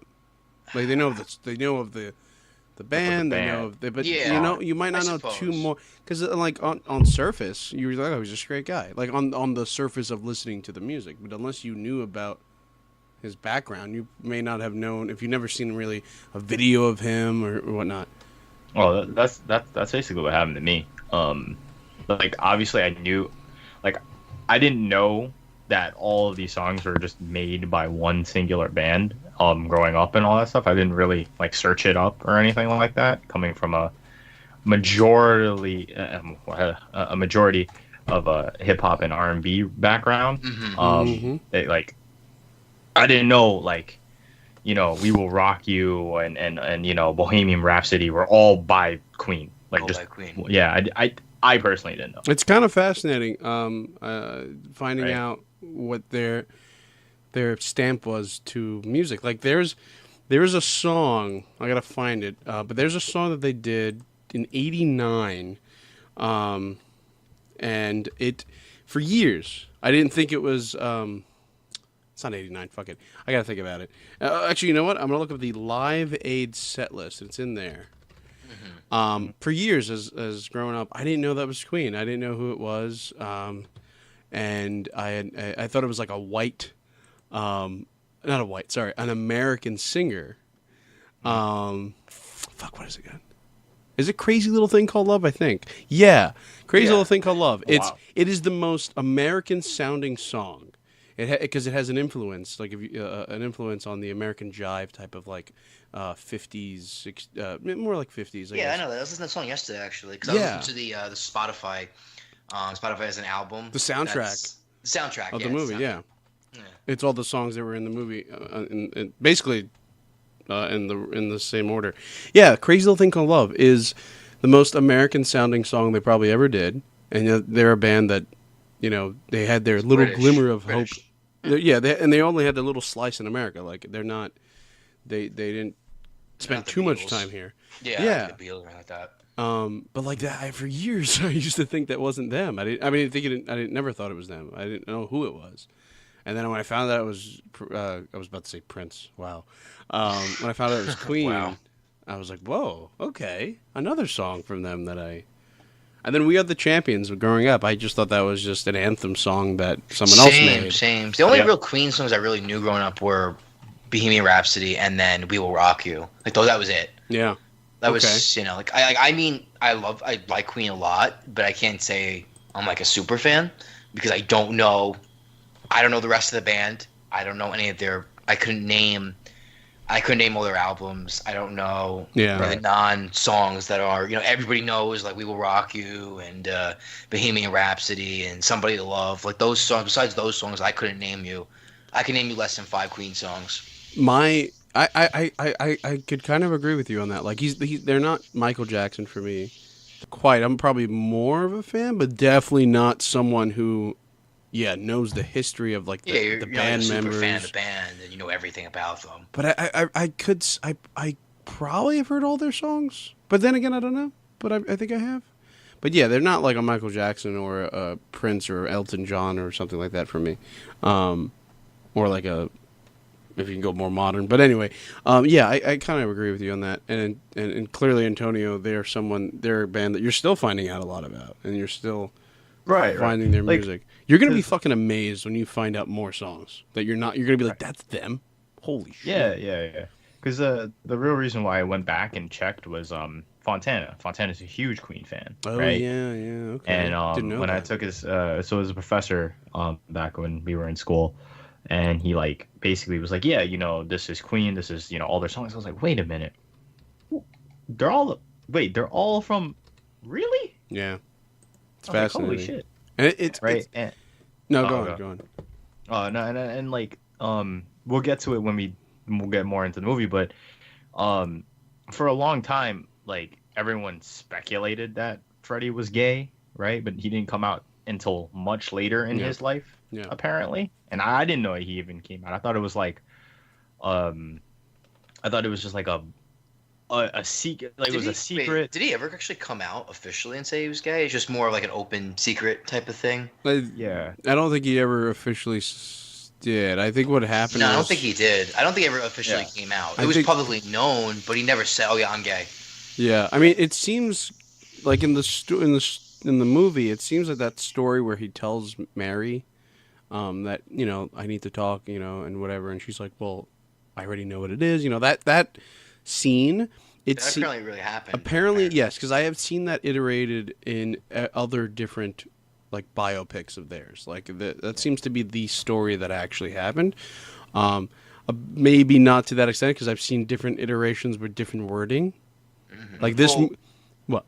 From read, it was like, yeah, it's like she asks him what's wrong. He hesitates. He says, "Oh, I think I might be bisexual," and she's like, "No, Freddie, I think you're gay." Right. That's from what I understand. That's how the conversation went. And that's And what that happened was in the it. They movie. dropped it. That was it. I've seen another version where it didn't quite go that way. It was just the words weren't said to each other, but the understanding were quite there. Like, oh, I know already. And he's like, well, I didn't want to hide. And, which is more or less the same thing in a sense, but not quite. So, like, I really want to know which one was real. And I lean towards more the one that we got in the movie, only because it seems like because the band was executive producing this movie, so maybe they know the real wording or story behind that. From what I've read, no, that seems to be the opposite, especially with the whole, I guess going back to our original conversation with Sacha Baron Cohen, because he wanted to do a more, I guess, he wanted to explore more of the not so clean side Oh yeah, of Freddie Yeah, Mercury's totally. life, and the band didn't want that. Plus, the band obviously, they wanted the movie Freddie to die in the middle of the movie, and then the Yeah, I rest told of you the, that. That was Yeah, and the rest of the movie was going to be about the band going on without Freddie, which he thought was ridiculous. So he said, "F it, I quit." Hence, blah blah blah. But I go back into that. But yeah. He wanted Yeah. to, and I get that. Like it makes sense to want to go into Freddie's wacky fucking life because he lived an extraordinarily life. wacky life. Yeah, like I was telling you that he apparently used to have midgets with cocaine walking around with plates on their heads with cocaine. I'm not Wait, Yeah. what? surprised. Excuse me? What the fuck? Yeah, and you got a little glimpse of that in the movie though. Like he had little people walking around, but well, he even says it. He goes, get the giants and get the little people, the midgets. That's what he said, and so you get a little glimpse of that there. But apparently, yeah, he used to have them as like little waiters because they were small enough where you can just pick it up. And so yeah, they had little cocaine plates. Fucking guy was nuts. Oh, of course. I feel like they did hide. I mean, I don't know that much about his personal life. I never dived that deep, but I guess they didn't really show any drug use this movie. If you think about it. They did it like I mean, once. They did it. They did it. They showed the cocaine and like, oh, you're high again. Blah blah blah blah. I guess that, yeah, but they didn't really get graphic. It wasn't a graphic. The movie does an Yeah. excellent job of giving it the old adage of film is you rather show me than tell me. The movie does an excellent job of that. They show him popping pills. They show him coughing. They show him, giving you a glimpse that okay, he's an addict. He's very sick, and they show you throughout all this movie that yeah, he probably had AIDS for well over 10 years. And that's very true to most people that have AIDS. You get it. You feel a little sick at first. Then it stays dormant for a couple of years. And then you start getting sick again. And then you don't really get AIDS. You get the HIV first. You get HIV first. Yeah. You don't get AIDS until the very end. And you could live with AIDS for a few days, few months, few years. But, so it's very likely he had it for such a long time. Yeah. Movie does a pretty good job He had of it that. since he started showing symptoms in the early 80s. Yeah. It's very, I mean, to me, his story is very personal for me because I've had family members die of for me, AIDS and HIV is a very personal thing. So, like, his story for me has always been something that I've always looked at and gone, well, because actually, no joke, my family members died around the same time he did, which is very, like, In the early 90s. freaky. Yeah, and that's when Yeah. most people started, 9091 was like a big That's when people started dropping like flies. Like, Yeah. That's when because it was all dormant in the 80s, and in the 90s it came, and just boom. yeah. It's just then they knew what it literally was, and people were just dropping dead left and right. Like I don't know anybody that died. I was too young. I don't know anybody personally who's died of AIDS, but my family members have. Yeah, no, People totally, who just yeah. where they were just dropping like literally dropping like flies. They're just people who just looked healthy one month, and then next month they look like a skeleton. That's it. Boom, dead. There's an amazing music video that they did in '91 when you could tell he looks so frail, so sick. I've seen it. I think he's in a cat. He's like in a cat vest. He has like he yeah. has like a vest, and it's like has Yeah. pictures of cats. He looks like a skeleton. Like He's got looks so much thin. makeup on just to hide all the You blotches. can see it. You can see the thickness of the makeup. He has no mustache. Yeah, It's like so weird. which is yeah. fine because at that point he had gotten rid of the mustache for quite a long time, so that's like whatever. But yeah, it's AIDS and HIV, like no joke, man. I love when, I don't like when people joke about it, and they never should. Oh, yeah. Never should. But And I also feel You okay? fucking, are you Yeah. okay? Sorry about the steam. Yeah. I also feel like people have forgotten that it's still around. Yeah, no, it's a very big issue, not just in Africa, people. It's still an issue everywhere. Yeah, Here. yeah. Like and I feel like a lot of people, like I said, forget because this is a huge divergent from everything, but essentially the whole some when people have sex and different sexual relations, it's like a lot of times most people that I've talked to or I've heard around don't use protection, and it's kind of scary. No, yeah, totally. They should. Yeah. Right, they should, right? And I always had that thought process, but a lot of the times it's like, oh, you don't think I'm clean, this and the other thing. It's like a huge stigma, and I'm sitting here Well, of like, course, yeah. You want to accuse somebody of Bruh. being dirty. well, Yeah, and it goes to the whole idea of like then, and even for an extent now, like it's the gay disease, it's the gay cancer, and that's what they called it, which is obviously not Really? true.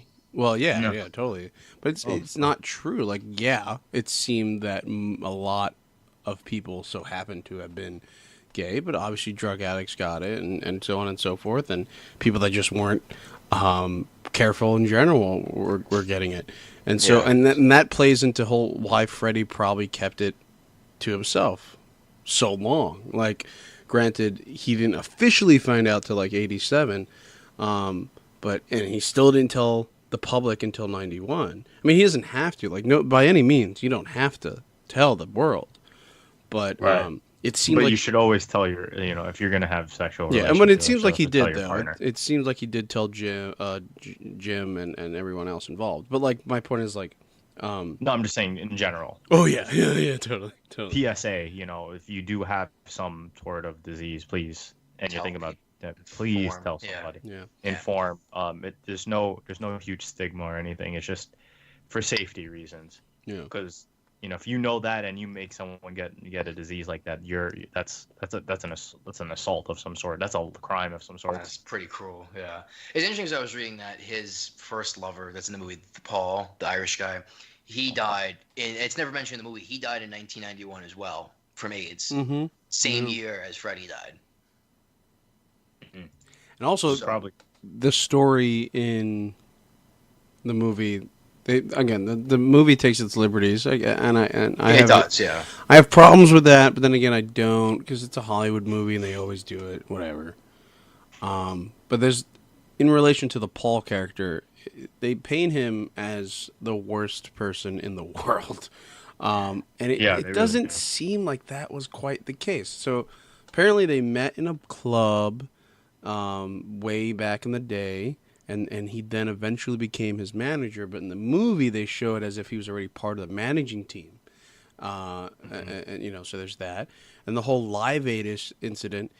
He didn't not. It's not like he didn't tell Freddie. Like, that never happened. That instance never occurred. They knew about it. They've been playing together for years at that point. They didn't stop playing with each other. They had just came off tour a couple of months ago. So that whole idea that they didn't play for years and it was going to be impossible, that none of that happened. Like, and the movie took liberties with that. He did fire him, but it was after Live Aid, like in '87, like it was down the line. So like the movie does its job to make you feel suspenseful at that ending, but I don't know if they went about it the right way. But you have to have a villain, I guess, in a movie, and so they picked Paul. I don't know. Yeah. And I mean, it doesn't matter now because Paul is also long dead, so it's not like he can come out and say that, why did you slander my name? So Yeah. they're able to get away with it for what it's worth. And Jim's dead too. Jim passed away in 2010, from what I was reading, from Wow. a stroke or a heart attack or something. He was he was in his 60s, and so he passed away. Yeah, well, he didn't die of AIDS, but could have been because of drugs. No, Could've but been, he did have total he drugs. did have AIDS. They said he had AIDS too. I think that's what I read. Yeah. So he but he didn't die of AIDS though. That's very important though. He did not die of AIDS, but he did have it. So Interesting. yeah. Hey, not everybody dies of AIDS, or they tend to die because of something Look at Magic Johnson. Well, yeah. Well, yeah. the thing is with Magic, he caught it really early. He's got it. He's got all the money in the world to pay for all the medicines that he'll ever. Yeah, he had the best treatments, pretty much. Yeah. But yeah. Anyway, I feel like we're sidetracking so far from this movie, and it's We're not talking because more about AIDS than. it's not because the movie's not good. This is how good the movie is, that it makes us want to delve into the lives of these people. That is true, and it really made me definitely, because I've been reading articles about him all day and yesterday about Freddie Mercury and Queen, just because I think the movie really opened up a door for me, for a band that I knew about but never really delved deep into, where I really want to learn everything about how they kind of came to be. Yeah, I'm the same way. I'm finding out so many things I didn't know about them, and like I never saw the Live Aid all these years. Like I never saw it. I know what it was because David Bowie performed at Live Yeah, Aid. no, I've seen He others. did. Yeah. Which is also interesting in itself, the whole Live Aid thing, which was also in the movie kind of like sensationalized. Yeah. Like apparently it was a really like slapdash thrown together thing. It wasn't it was never like hyped to be the biggest event ever. I just got lucky to be. It was. Yeah, I also heard it had like a lot of struggles. I mean, they A lot showed of that issues, too in the yeah. movie too. Like they weren't getting anybody to call in really, and apparently, according to the movie, it was because of Queen. That's why people started calling in, which I call bullshit on that, of course. Yeah, it really wasn't. It wasn't. But they also, and they don't show this in the movie, Queen came back and performed hours later, and they did another song. But they don't show this in the movie. They show, they go from that to the boom. Which is my problem with this movie. The way you end it, guys. You had a great movie going, and then the very end is what threw me off. Is like you go from an epic finale in the Live Aid, and then you just cut to black and start showing me flaunts. Like I don't want to see text, man. I wanted you Did to you show the did you struggle. would have you have wished if they literally took the movie to when he died, like they show like I the mean end they, of his I life? mean they did, but with text. So I think if you, or at least show, like I think we talked about this when we went to that get some drinks after. The idea of maybe showing the news clip. There's a very famous news clips of anchors talking about how it was just 24 hours ago that he told the world that he had AIDS, and then Hmm. boom, he passed. Like if you did that, I would have been more in love with this movie than I am now. Like I feel like that would have been a more touching ending than just boom, words. That's just me. Yeah, yeah. I think it was not like a cop out ending. I mean, everybody on the internet, some people have different opinions. Like some people were happy that it ended on a high note. Some people were like, "Oh, I couldn't have watched this movie if the movie ended with him, like withering away from AIDS." Like I'm happy it kind of No, no. ended out. Yeah, I didn't want to. Yeah. Don't show me. Yeah, don't show me that. Just show me the news clip. I think that would have been an interesting ending though. Like if they went past it and then they did the final year of his life.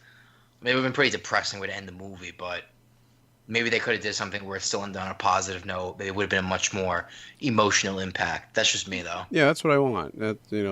Show that news clip. It's more emotional than saying, and 5 years later or whatever, 6 years later, he succumbed to He pneumonia. died of AIDS. Yeah, he died of Related. AIDS. Which is kind of weird. It's just the way that, it's 1985 and 6 years later he dead. That's That's it. that's my thing. They make it seem like Queen didn't do anything after that. He and He them did. made They kept going. Yeah. 3 albums after that, or two or three albums after Live Aid. Like so, and they wound up going back to Wembley and doing another great performance, which I sent you guys when he does his chants, the yoda yoda yoda, his like yodeling shit that he does. Yeah.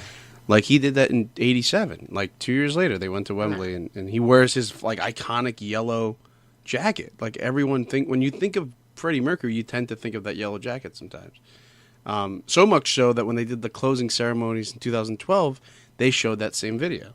They didn't show the Live Aid. They showed his yellow jacket. And then they had some other singer come on, and she's wearing the yellow jacket too. So like that's symbolic of a performance, and they don't even touch it. They don't even talk about it because they wanted to end, again, understandably, at that high note of Live Aid. Yeah. Which I mean, I don't know if in real life it was his high note, or at least his last high note. I mean, like I said, he went on to make more music after Live Aid. And Great some songs. great music, like the songs that we know and beloved. I can't think of them right now, but I've seen them. Like the show must go on. The show must go on. That's the one I know the most. That came after, yeah. Yeah, that was So- one of his last, like 90, I think it came out. Yeah. I believe. It's funny. I just found out today. My mom actually saw Queen Get out of here. play live. Yeah, in 19. So I wasn't sure. She wasn't sure when it was because she said that someone opened. I don't remember the name of the band, but they opened up. It was a singer. Opened up for them, and she thought it was 1987, but it was actually 1982. Oh, that might. and Do you think that's like some of the video that they showed in the movie? Was it in Madison Square Garden? Yeah, it was. Yeah. Could that be when? That's interesting because I don't think they came to MSG much. I think they only did it No, twice. it was like two concerts according to that. But she said that they were trash. They were Really? trash. Like he was. I think he was sick already. Like he might have been just.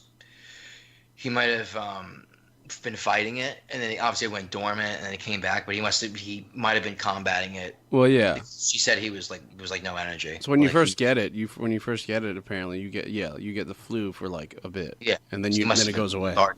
Yeah. That's nuts. Wow. That's some fucking insight, man. Yeah.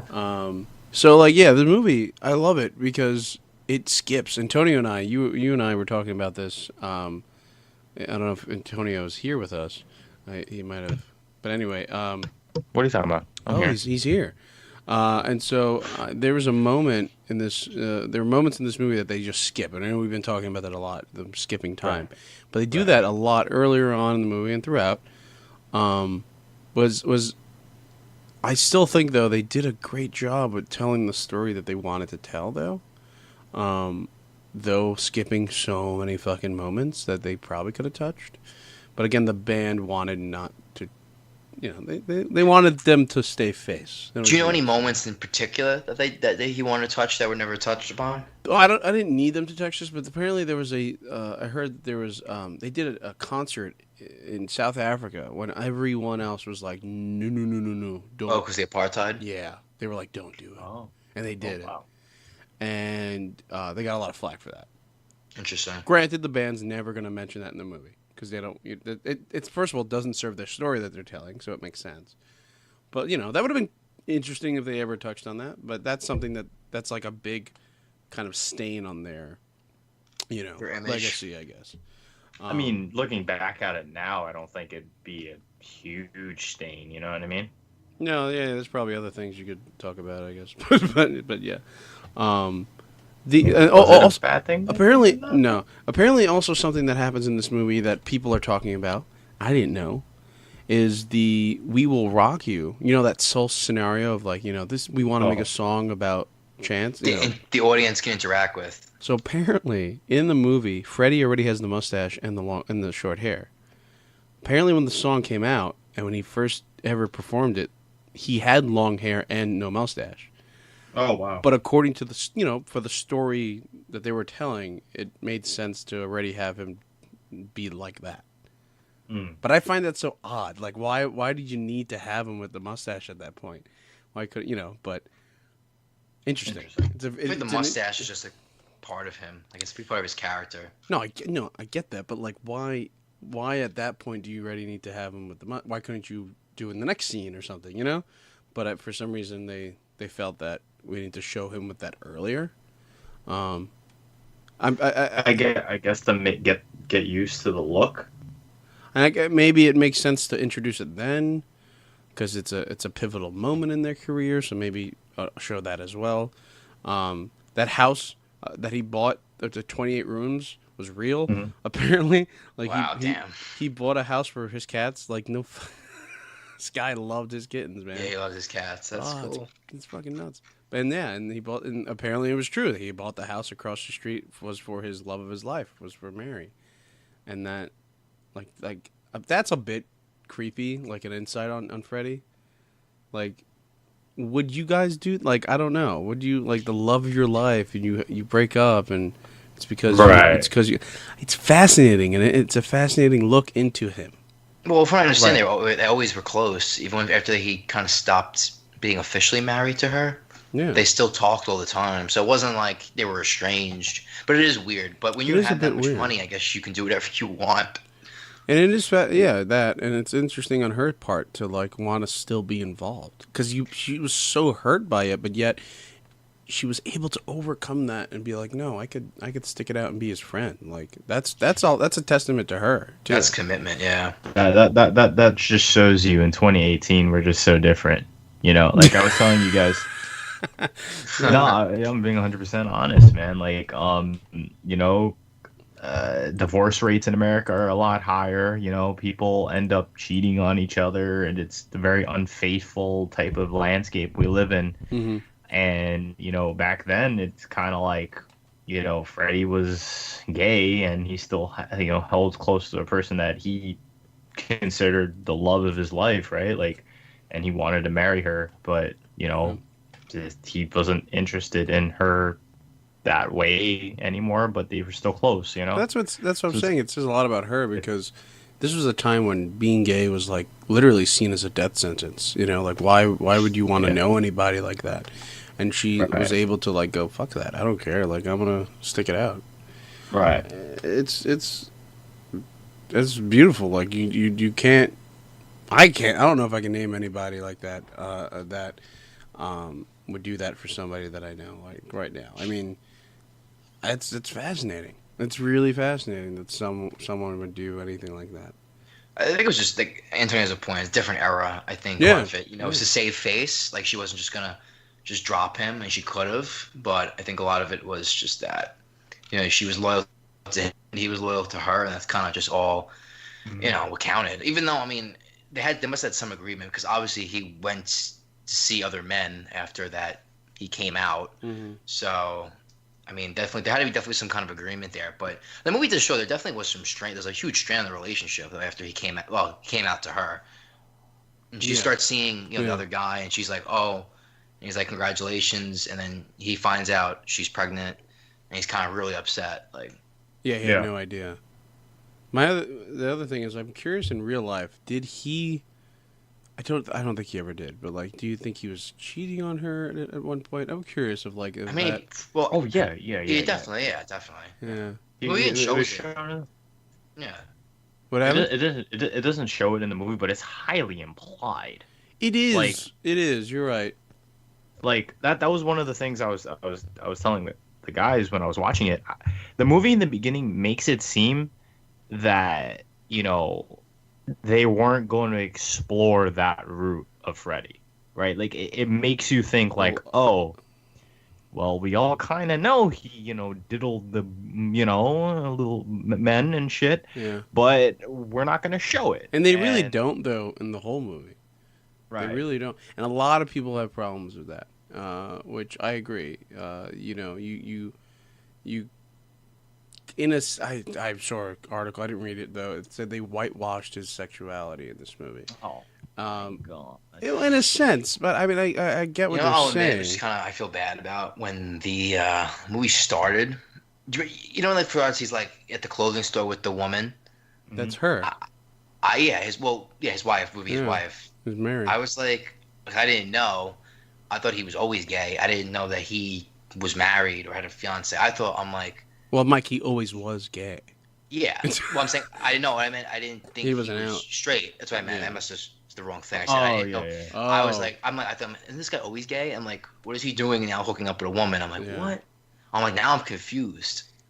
Like for a Oh, split right, yeah, second, with the I'm whole like, makeup situation and Yeah. wearing girls' clothing. Yeah. Yeah. Well, that kind of gives it. That gives you the hint. But then he's like, falls in love with that woman. I'm like, this is not the Freddie Mercury I know of. But then I'm wrong because apparently it's a truth that he did have a Yeah. wife, and Yeah. he lived straight as a straight man until, I guess the mid '70s when he came out, as gay. He gave her his house when he passed away. All his money Really? went to her. Like all of his possessions, apparently, according to this documentary I was watching. According to that, all of it went to her. She didn't want it. Wow. She wanted it to be donated, but Wow. it's fucking nuts. Like so many years later, that you're still gonna give it to her. It's fascinating. What I was telling you guys was that this movie is, if I was to describe it in one word, it would be beautiful. I told you guys that, and it's because cinematically, I'm in love with it. Like whoever shot this movie, and the color palette and all of that to this movie just is so beautiful. It just works in that regard. Yeah. Beautifully shot movie. Very bright colors. Yeah. And it made it feel very like a period piece. Like it felt like it was actually like the colors they used, and I guess the film grain made it feel like it was actually a movie from the '70s. I don't know. Did you feel like that way? Yeah, I could. Yeah, I could see it. or like shot. Maybe not so much in that time, but a while back. Yeah. Yeah, it had this look. It made it feel like it was an aged movie. Yeah, and then the whole Bohemian Rhapsody scene with them trying to record it. That's like the best scene in the movie, in my opinion. That's one of the best The scenes. little montages there were phenomenal. Yeah. So I didn't know that he's not the one doing the voice when it goes Galileo, when it goes like super high pitch. It's actually the guitarist, Yeah, the drummer, yeah, it's the the drummer. drummer. Yeah. Who wound up another fucking problem I have with the story that they use in this movie is when they said that they got mad at him because he was going to go solo. Mhm. He wasn't the first one to go solo. He wasn't the Really? only one to go solo, and so like apparently the drummer did 2 albums. One, the fucking poofy hair guy, he did an album, and like it's like again painting a interesting picture of Freddie in this movie. Again, executively produced by the band members. Isn't that strange? I know they love him to death. Like I'm not saying they did this movie to fucking blackmail him by any stretch of the imagination, but it's interesting that they chose to not talk about their own personal ventures in the solo world, and they decided, well, let's fucking mention that Freddie did it instead and make it seem like it was a problem. It's weird. Right, yeah, that was the one thing I was telling the guys too. It's like I didn't know Freddie Mercury had a fucking solo career. It's a dope Same. song with Michael Jackson though. It's pretty cool. And he's got the Barcelona, I think it was the Olympic song. He sings with this opera woman. It's a beautiful song. Like it's all operatic and it's so beautiful. The operatic section. Yeah, which again it shows his love of opera. Like even the fucking album was called Queen at the Opera or whatever it was called. You know, A Night at the Epic Opera. song. Sorry. Yeah. Yeah, and so like they knew, and they touched it in the movie too. How like Queen was, I forgot what he say. We don't want to do disco, right? They don't want to do disco songs. He didn't want to pigeonhole himself into one genre. They wanted to be Queen to be cross genre, had to be everything, do everything possibly. Which is a testament to him for that, because just The like first ones to ever really do that, and Yeah. successfully too. yeah, they were always experimenting. You saw that the first time. That's partly, and I don't know if that's true. Do you think? I wonder if that story's true.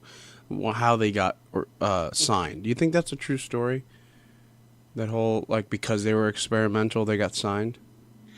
I mean, I think in Britain, they're a little more open, I think, than like American recording artists to more unconventional music. Yeah. But then again, they got caught, right? Didn't they? One of the, I don't know exact from the movie, I forgot already, but didn't one of the EMI guys over here? Someone had to hook up with EMI, and then they heard them. Yeah, that's what I'm saying. Yeah. He saw it. He saw them being experimental. He's like, "Who the fuck are these guys?" And then he was like, "I need to sign these kids." But that's my point. Like, I wonder if that really happened. Did they get signed based off of someone going, "Oh, that's new. That's unique." Like, I wonder if that was what happened, or if it was just in real life they got signed because someone saw them at a gig. Because that, and it's, from a filmmaking standpoint, you show that scene of them being experimental early on. It goes right to Bohemian Rhapsody, which is the title of the movie. Mm-hmm. So filmmaking wise, it makes sense. That's why I don't believe it. Yeah. Like most of this movie, it's made up. So that's why I don't believe that they got signed that way. Watch, I'm wrong. Watch. I look it up and it's the case, but it's too.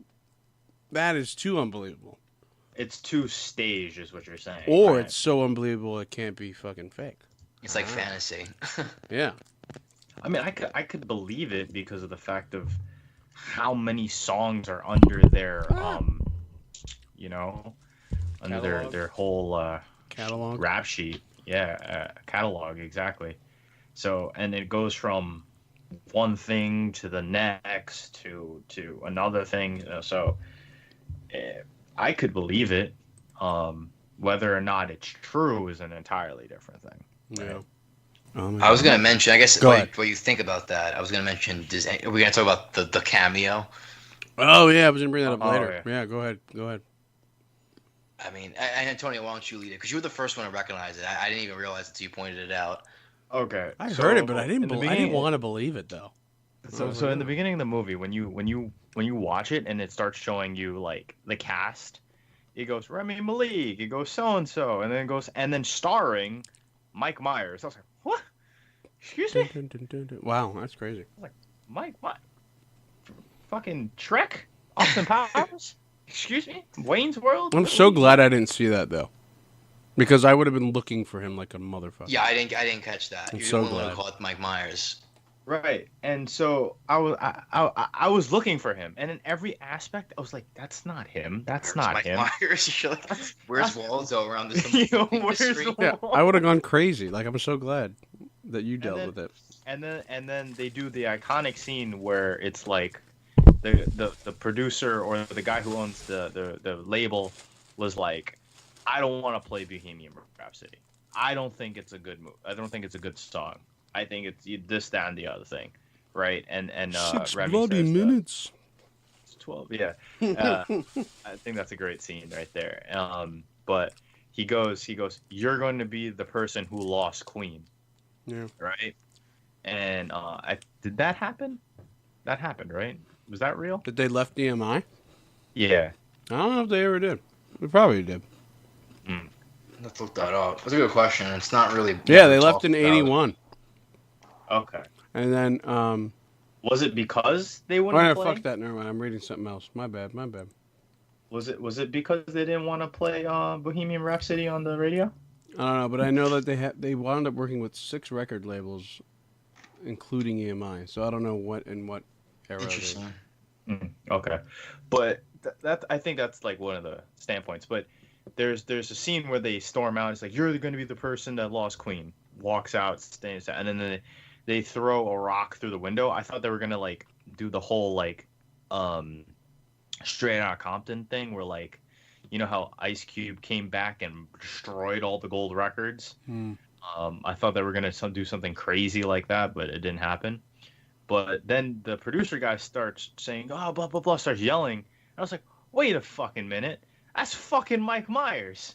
I was like, "Get out of my!" He was using the same voice he said, "Get out of my swamp from Shrek." That's a good point. Yeah. Well, when I read the cameo, why they did it, or not why they did it, but kind of like how it at least makes a little bit of sense is that his Mike Myers character in Wayne's World is a big Queen fan. Yeah.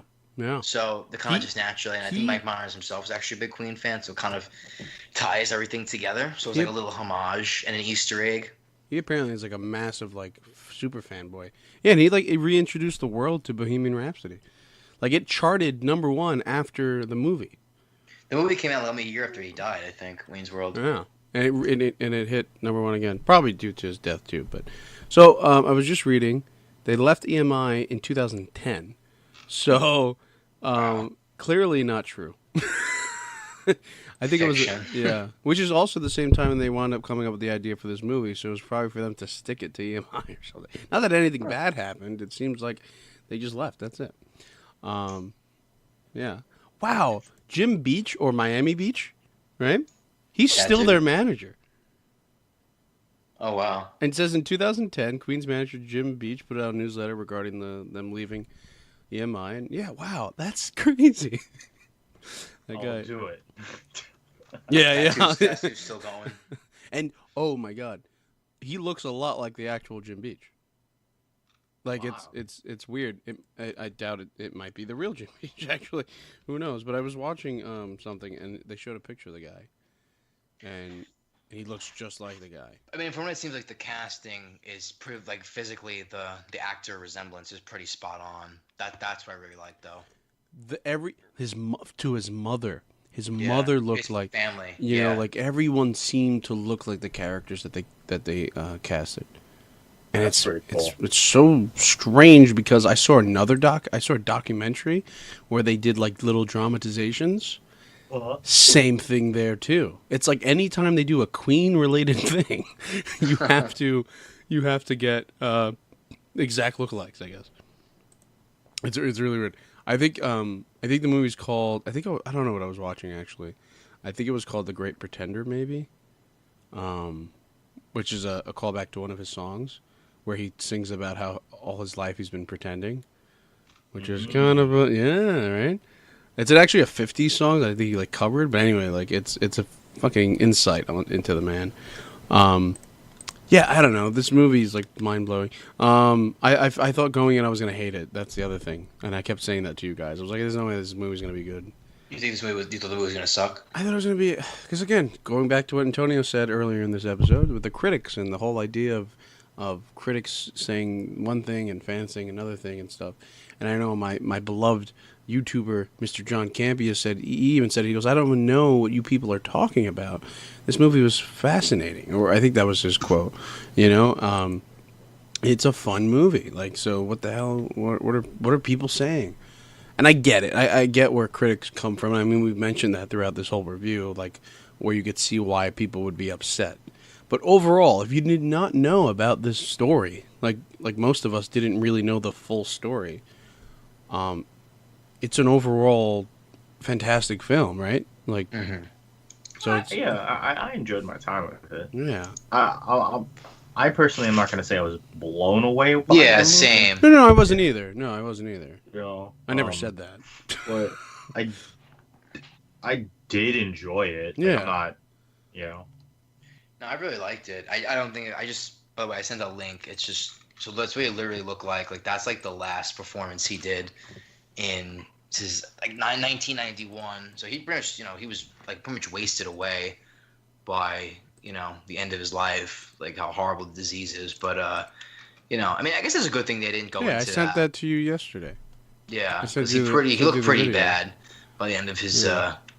his life. I mean, if you read about it, he still tried, to do what he had to do. He still tried to create music till he died, but really, he pretty much that disease pretty much like destroyed his body, which is just pretty much ate away at him. They told him, they said, if you stop drinking and smoking, you'll live a little longer. And then he was like, nah, I'm going to go as hard as possible. Might as well. That's Yeah. not how the rock star loves, darling. And yeah.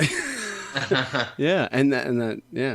Malik, if you've seen him on any of these press junket stuff, he talks about how he kept the teeth.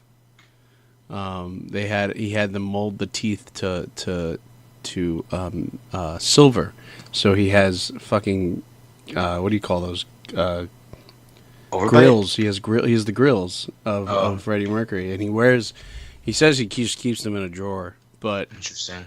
and that's another thing like that's so cool that Malik was. He's like, if I need to keep anything from this movie, it needed to be that. And he said he also kept the band that Mercury wore on his bicep.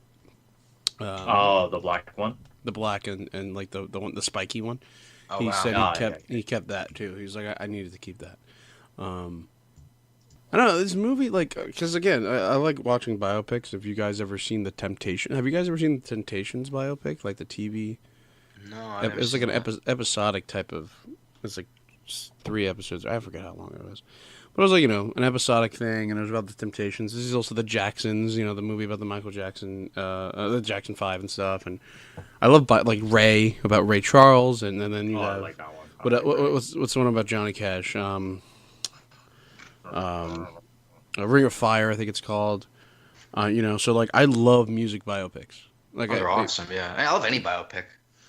No, yeah, Good without a thinking. doubt. Yeah. Well, that's a snooze fest, but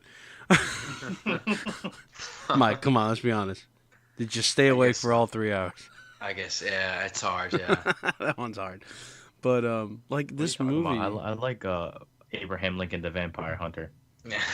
That's true life. Yeah. oh my god, didn't that like I think that came shortly after too. Like it came around the same time. I don't think Daniel Day-Lewis did a good job. They retconned Lincoln's story. It's very inaccurate. Um, It's a very by the numbers Hollywood biopic, but Yeah. it's a very fun movie. Like, Yeah. and I say that like it actually was. I really enjoyed it from like start to finish. Like I love all the music scenes. I was just like, this is so cool. Yeah, it had me singing along a little Yeah, bit. exactly. Yeah. and I think that's why I like it so much, is because it makes you feel like you're at a concert. It makes you feel like you're involved. They did that really well. They made it feel like you were part of the creation of the songs. Especially the Live Aid scene. I want to really about that scene itself. Apparently, have you seen, like, I've been watching the Live Aid, the real one. There's literally no difference. That's how No, really? good Yeah. it is.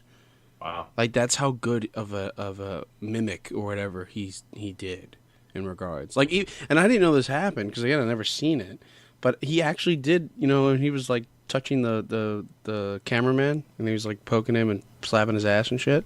Really? It actually happened. Like you don't see it, but you see the cameraman shaking while he's actually recording Freddie. He's getting grabbed. He's getting harassed. Wow. Like that shit happened. Like they did not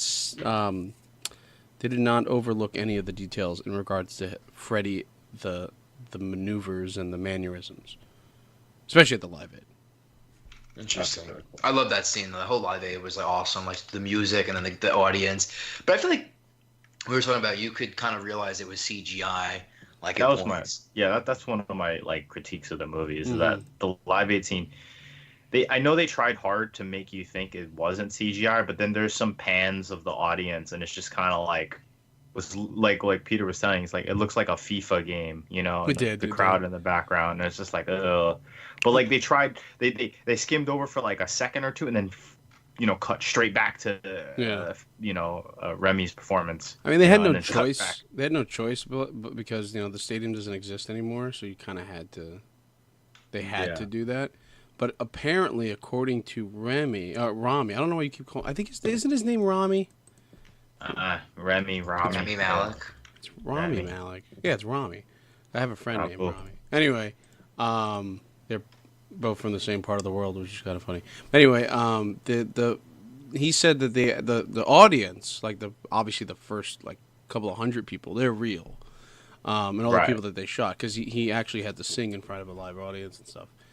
And it was apparently at a airfield, like a I don't know if it was abandoned, but whatever. Like it was out in a giant open space, and they had to do all that. So like they put a lot of effort into making this realistic and making it seem like it was the original Live Aid. Mm-hmm. And hats off to them, because that's impressive though. Yeah, I will say that's really impressive. And going back to the fact that Freddie didn't know how to dance, all he did was like gyrate and move, and he does it in a way that it's hard to mimic. Malek does an amazing job of making you feel like, especially every time Freddie would do the kick and the it looked like he was going to snap the microphone stand. Like every time he would do that, that's hard to. I'm assuming. Shimon. He would do the that's hard to mimic, like and he nailed it. And call back to the beginning of the movie with the mic stand. Genius. Oh yeah. Another one of those Hollywood film type of things. Like you implant that idea there, and then at the end or towards the progression of the movie, you're gonna see it. It's pretty smart. Like he didn't like mic stands. Clearly didn't like mic stands. He always thought they were a penis. It looked like that actually happened though. He actually, I think, in his early performance, he snapped the stand. Oh yeah. Yeah, he actually snapped him. Like he tried to pick it up like a full length, and he ended up breaking it. So he started incorporating that into his actual acts. He was like, he did it as a gimmick. Where he could actually swing around a full mic stand. See, I felt like they created that. That's cool. That happened. Yeah, he broke it by accident. I loved all the little tidbits. I mean, I know the movie's not 100% historically accurate to the real Queen story and Freddie, but I like the little trivia, moments they threw in there. My favorite one is that I didn't know. I thought that Freddie was the one who sung in Bohemian Rhapsody. I thought he was the only vocalist in the song. I didn't know that the drummer. Yeah, I didn't. Well, I mean, I know you mentioned before you didn't know he was the one that didn't do the high pitch, but. Well, that's what I meant. I thought it was all his. Obviously, I know that the voices. There's 4 like backing vocals, but you can also overdub, so it could be his voice repeated 4 times. That's true, but and given the circumstance that he did have like 4 octaves, his voice is amazing. So I mean, it's believable he did the whole song himself. That's not the case. I could see what you're saying there, but I don't know. I never thought that. I always felt like it was someone else. Now, if I found out that it was only him, then that would have been like a whoa moment for me. But it seemed to be the opposite for you. Yeah. Yeah. I thought he was the only vocalist, to be honest. Yeah, for some reason, I always thought it was like other people, not the band. Do you know? Really? Like I thought they brought in people to sing the backups. I never thought that the band sang. Because up until now, I didn't know the band had solo albums. I just found I knew of Freddie's because I like him, but like I never dared to like look into their careers. So I didn't know until this movie that they had gone solo, and then that's when I found out. I mean, the movie doesn't tell you. I found out post movie that they had gone solo, and which I mentioned earlier. But like I didn't know that they were singers. Like I had no idea the drummer sang. I know nobody until the movie when. I just thought that they were always like hired people. Yeah, I didn't know. I didn't know anything about the members of Queen. I didn't even know their names. I don't know anything about them. I mean, I think I'm sure we all knew the poofy hair guy, which I still don't know his name, because like Brian May. Yeah, you see him and he's iconic. Yeah. He's iconic in that look, and he still looks like that today, which is fucking. Oh man. Yo, man. Yo, he's like, why don't you cut your hair? No, I was born like this. Yeah. That was great. Which probably is a testament to him today too. Like that whole idea. It's so strange. And then the what's the other guy that has the other poofy hair? The bassist. He looks just like the guy, and I know we said that before, but it still blows my mind how you could find a guy that looks like it, like just like that. It's fucking weird. Mhm. Yeah, like I said, the casting is on point. No, it's so good. Yeah, I don't know. I feel like we've talked shit about this movie. I think we've talked more about the Queen and Freddie Mercury than the movie, which is telling in itself. Yeah, I mean, there's so much more we could talk about the movie, but like the parties and the interesting things like that. No, I was gonna say, like, I just think the whole movie, like, at least one thing we didn't, I guess, brush that much is, like, I guess originally I thought the movie would not go delve too much into his sexuality, Mm-hmm. but in the beginning was like that. That I thought I was confused. I'm like, wasn't he always gay? And then they chose they had a wife, but that's true to life, obviously. And then it kind of goes into his relationship with the Irish guy, Paul Prenter, and then they kind of show, he starts engaging in the homosexual lifestyle, and he starts going to clubs, and he's around all these men, and he kind of, begins to engage the life that everyone knows him for, but obviously they take a deeper twist to it, that you understand really what was going on behind the scenes, and then the other guy, Jim, comes along. But I think the way they kind of tricked you, I think in the beginning, they really weren't going to go too much into his sexuality, but they end up pretty much covering, I guess within a respectable limit, the entire base. I just remembered something. I found this out yesterday. You could look it up. It's really interesting. Right. Apparently, he was big into the gay scene here in New York. He was involved in that. But apparently, when they went to Munich to record some music, and they left this out in the movie for obvious reasons, he apparently hooked up with this woman named Barbara, a much older woman. She was an actress in Munich, in Germany. And apparently, they shagged a lot. And she was involved in him getting other men and being with her and stuff. Really? And so, yeah, like, that's fascinating. Like, So wait, so was he really bi, or was he it's just? very likely, yes. It seems like that goes to that. One of his band members even mentions that you could never. He goes, I'm not quoting the man, but he said something along the lines of like, his sexuality was so non-binary, you could not fit it anywhere in a book. Interesting. You can't really. He was. He was everything and anything. It seemed like. But apparently, yeah, he shagged with this woman named Barbara, who's an actress in Germany. I think she might still be alive. I'm not sure, but yeah. And then he had to leave her because shit was getting weird. Apparently, I don't know. It's part of this documentary thing I was watching. So, yeah. Interesting. He again, an amazing life this man has lived, and a very full of stories and full of ideas. And it goes to show you, like, some people could probably pinpoint where they got sick. Maybe. He Right. for sure, without a doubt, he can never have probably pinpointed where he got it from. Certainly not. Like, no way. For all he knows, No. for all he knows, he got it in Japan. Like, you're never gonna know. Like, he not that. Where he got AIDS, you mean? Yeah, that's what I meant. I mean, yeah, it's true. We never know. So, when no, he but I'm got it. saying It doesn't. some people might be able to. He, without a doubt. It's like there's like no way you could be like, it was that time with this dude. No, you don't know. Yeah, you really don't know. I mean, maybe he didn't even know. I mean, how many partners he had? Like, the movie gives you the idea he gets it from Paul. Like, maybe, or Paul's goons. As I like to call Right, those yeah. people.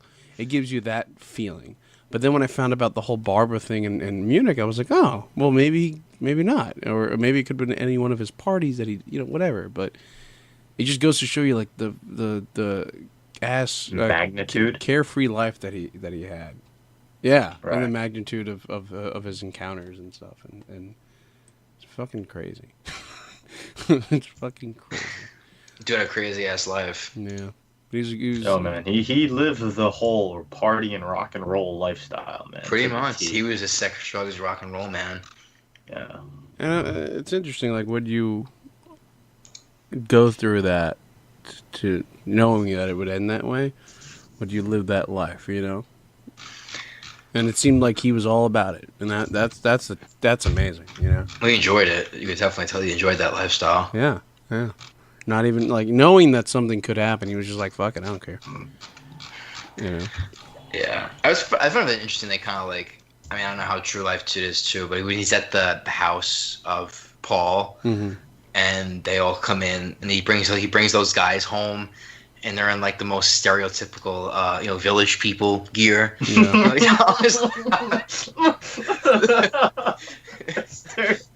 It's terrible, but it made me laugh. Like, Well, apparently that's true. He did copy, and they mention it in the movie too. Like, remember he's like, "Oh, what do you think of this?" And the guy goes, "That's a bit too gay." And he goes, "No, I meant the picture." Remember that? Yeah, he stole that from the Village People, without a doubt. People have even said that. yeah, he just wants everyone to get out. He's talking to Mary, and then Paul just pops up with these dudes from the club, and they're all in like the stereotypical gay leather biker gear. Yeah, I'm sure that exact story's not true, but I'm sure he brought plenty of people that look like that. Oh, I'm sure. But I doubt Mary was there though. The one scene that's like burned into my mind is when him and Paul went to that gay club, and I just saw a man in a gimp mask walk by, and I was like, "What the fuck is going on here, bro?" Hey man, those are the clubs, man. It's the kind of stuff that goes on in those clubs. That's what you. No, man. Like I've seen enough media to know that's the type of shit that happens there. But I mean, I still flash back to Peter talking about his Tumblr story. Oh, I mean, this is a good time to end the show. I guess I'm not saying. I'm just saying, Hey everybody, so this has been. I'm not going into detail. I'm just saying, like. Yeah, that website is interesting. It's a dark horse. It's a dark horse. But yeah. Imagine so. So I think it is a good time to end this episode, actually, because there's a lot of us just going ums. So actually, Mike, let's go back to the Halloween. We spoke about Halloween. This is going on almost 3 hours. This show. Wow. It's going to be an nice lengthy one. Interesting episode. I feel like Halloween for me is a solid 8.5 out of 10. And then I'm gonna jump in and give my Bohemian Rhapsody once Mike says his Halloween. Yeah, I will agree with that score. I give it an 8.5. Yeah. I think that's a solid. Like I said, I wouldn't give it a 9. 9 is too. I think it's too good for what the movie provided, but I think it hit. It was an impressive movie. I think it was a great official sequel to the original, and it was very entertaining. I definitely think 8.5 is fair. Sure. And so what about your Bohemian? Probably the same. Yeah? Yeah, like I said, it wasn't 9. I don't think it was a 9 out of 10 movie, but I definitely would give it an 8.5. Okay. I think both were great movies. They were both not excellent movies, but they were both very fun. Yeah. And very fun to watch. All right. For me, I'm gonna go with Bohemian. I'm gonna give it a I was gonna go 7.5, but I'm gonna go. Yeah, I'm gonna go 7.5. But only reason is because of the. Again, I think I'll rewatch it way more often than I'll watch Halloween. But I think the scope of the story and them taking the liberties that they took, for me, hurts it a bit. Yeah. Though, again, I agree with you that it is a fun movie. It's close to great, but or really good. But it is really good. So I'll give it a 7.5 out of 10. Antonio, what about you, man? For Bohemian Rhapsody, I'll give it a 7. Oh wait, what the fuck did you just call it? What? I just spoke Matt. Bohemian really quick. You said something like that. Pause, rewind, play. For Bohemian Rhapsody, I will give it a solid 7.5. Solid. There we go. It's like you were saying, Pete. It's not so much that I didn't like the movie. I liked it. It's I'm still pissed off that I had to pay $14 when I could pay $4. But somebody's fault. That's entirely my. Hey, we could have fault. seen this in 4DX, but you had to. That would have been sick. That could have changed my mind. That would have been sick. You would have felt the gay vibrations, right? In your seat. Good vibration. No, No, I said gay. Yeah, I know you. I heard. But yeah, it's a movie I definitely watch again. Totally. But it's. I don't know. I like I said, it didn't blow me away. Yeah. But it's a solid movie that I think a lot of people would enjoy. Yeah, I would have loved to see it in 4DX. Right? It would have been pretty epic. Like, what about hearing like him screaming out, "We are the champions," and just like feeling the audience around you? Because it's like wind, rain, right? smell. I think there's like scents. You could have smelled the spunk. Yeah, we went to the club. Club scenes. Oh no! Oh no! Yeah. Well, anyway, what a fucking weird 2 hours this has been. This is like this is strange. Like we have never done. Actually, we've always done a 2 hour episode. Like our This old is stuff. a marathon one. Our old stuff is this long. Like this is when like John, Antonio, and I would just not shut Ramble. up. Not Yeah, we would shut just up. ramble. Story would make no sense. But anyway, it's a throwback in that sense. So I hope you guys enjoyed this episode. Interesting things to come from us. Website in the making, and other things are coming. I just need to get my shit together. Possible new logo. I know we discussed this on Twitter. Probably no one's listening to this at this point, but possible new logo coming in the works. Maybe a January, maybe a new year, new logo. Maybe that's how this is going to work. I don't know. But yeah, see us on the social medias and whatnot. So yeah, I always hit my mic. Well, I've been Peter, and this has been the two other dudes. What are your names? Michael. Antonio. He's so nonchalant. He's like Michael. Hi, my name And is it's Michael Antonio. Michael, coming at you darling. live with From your voice facts again. not included. Just end it, Peter. End it. End it We now. can't have it. End it now. Bye. Oh,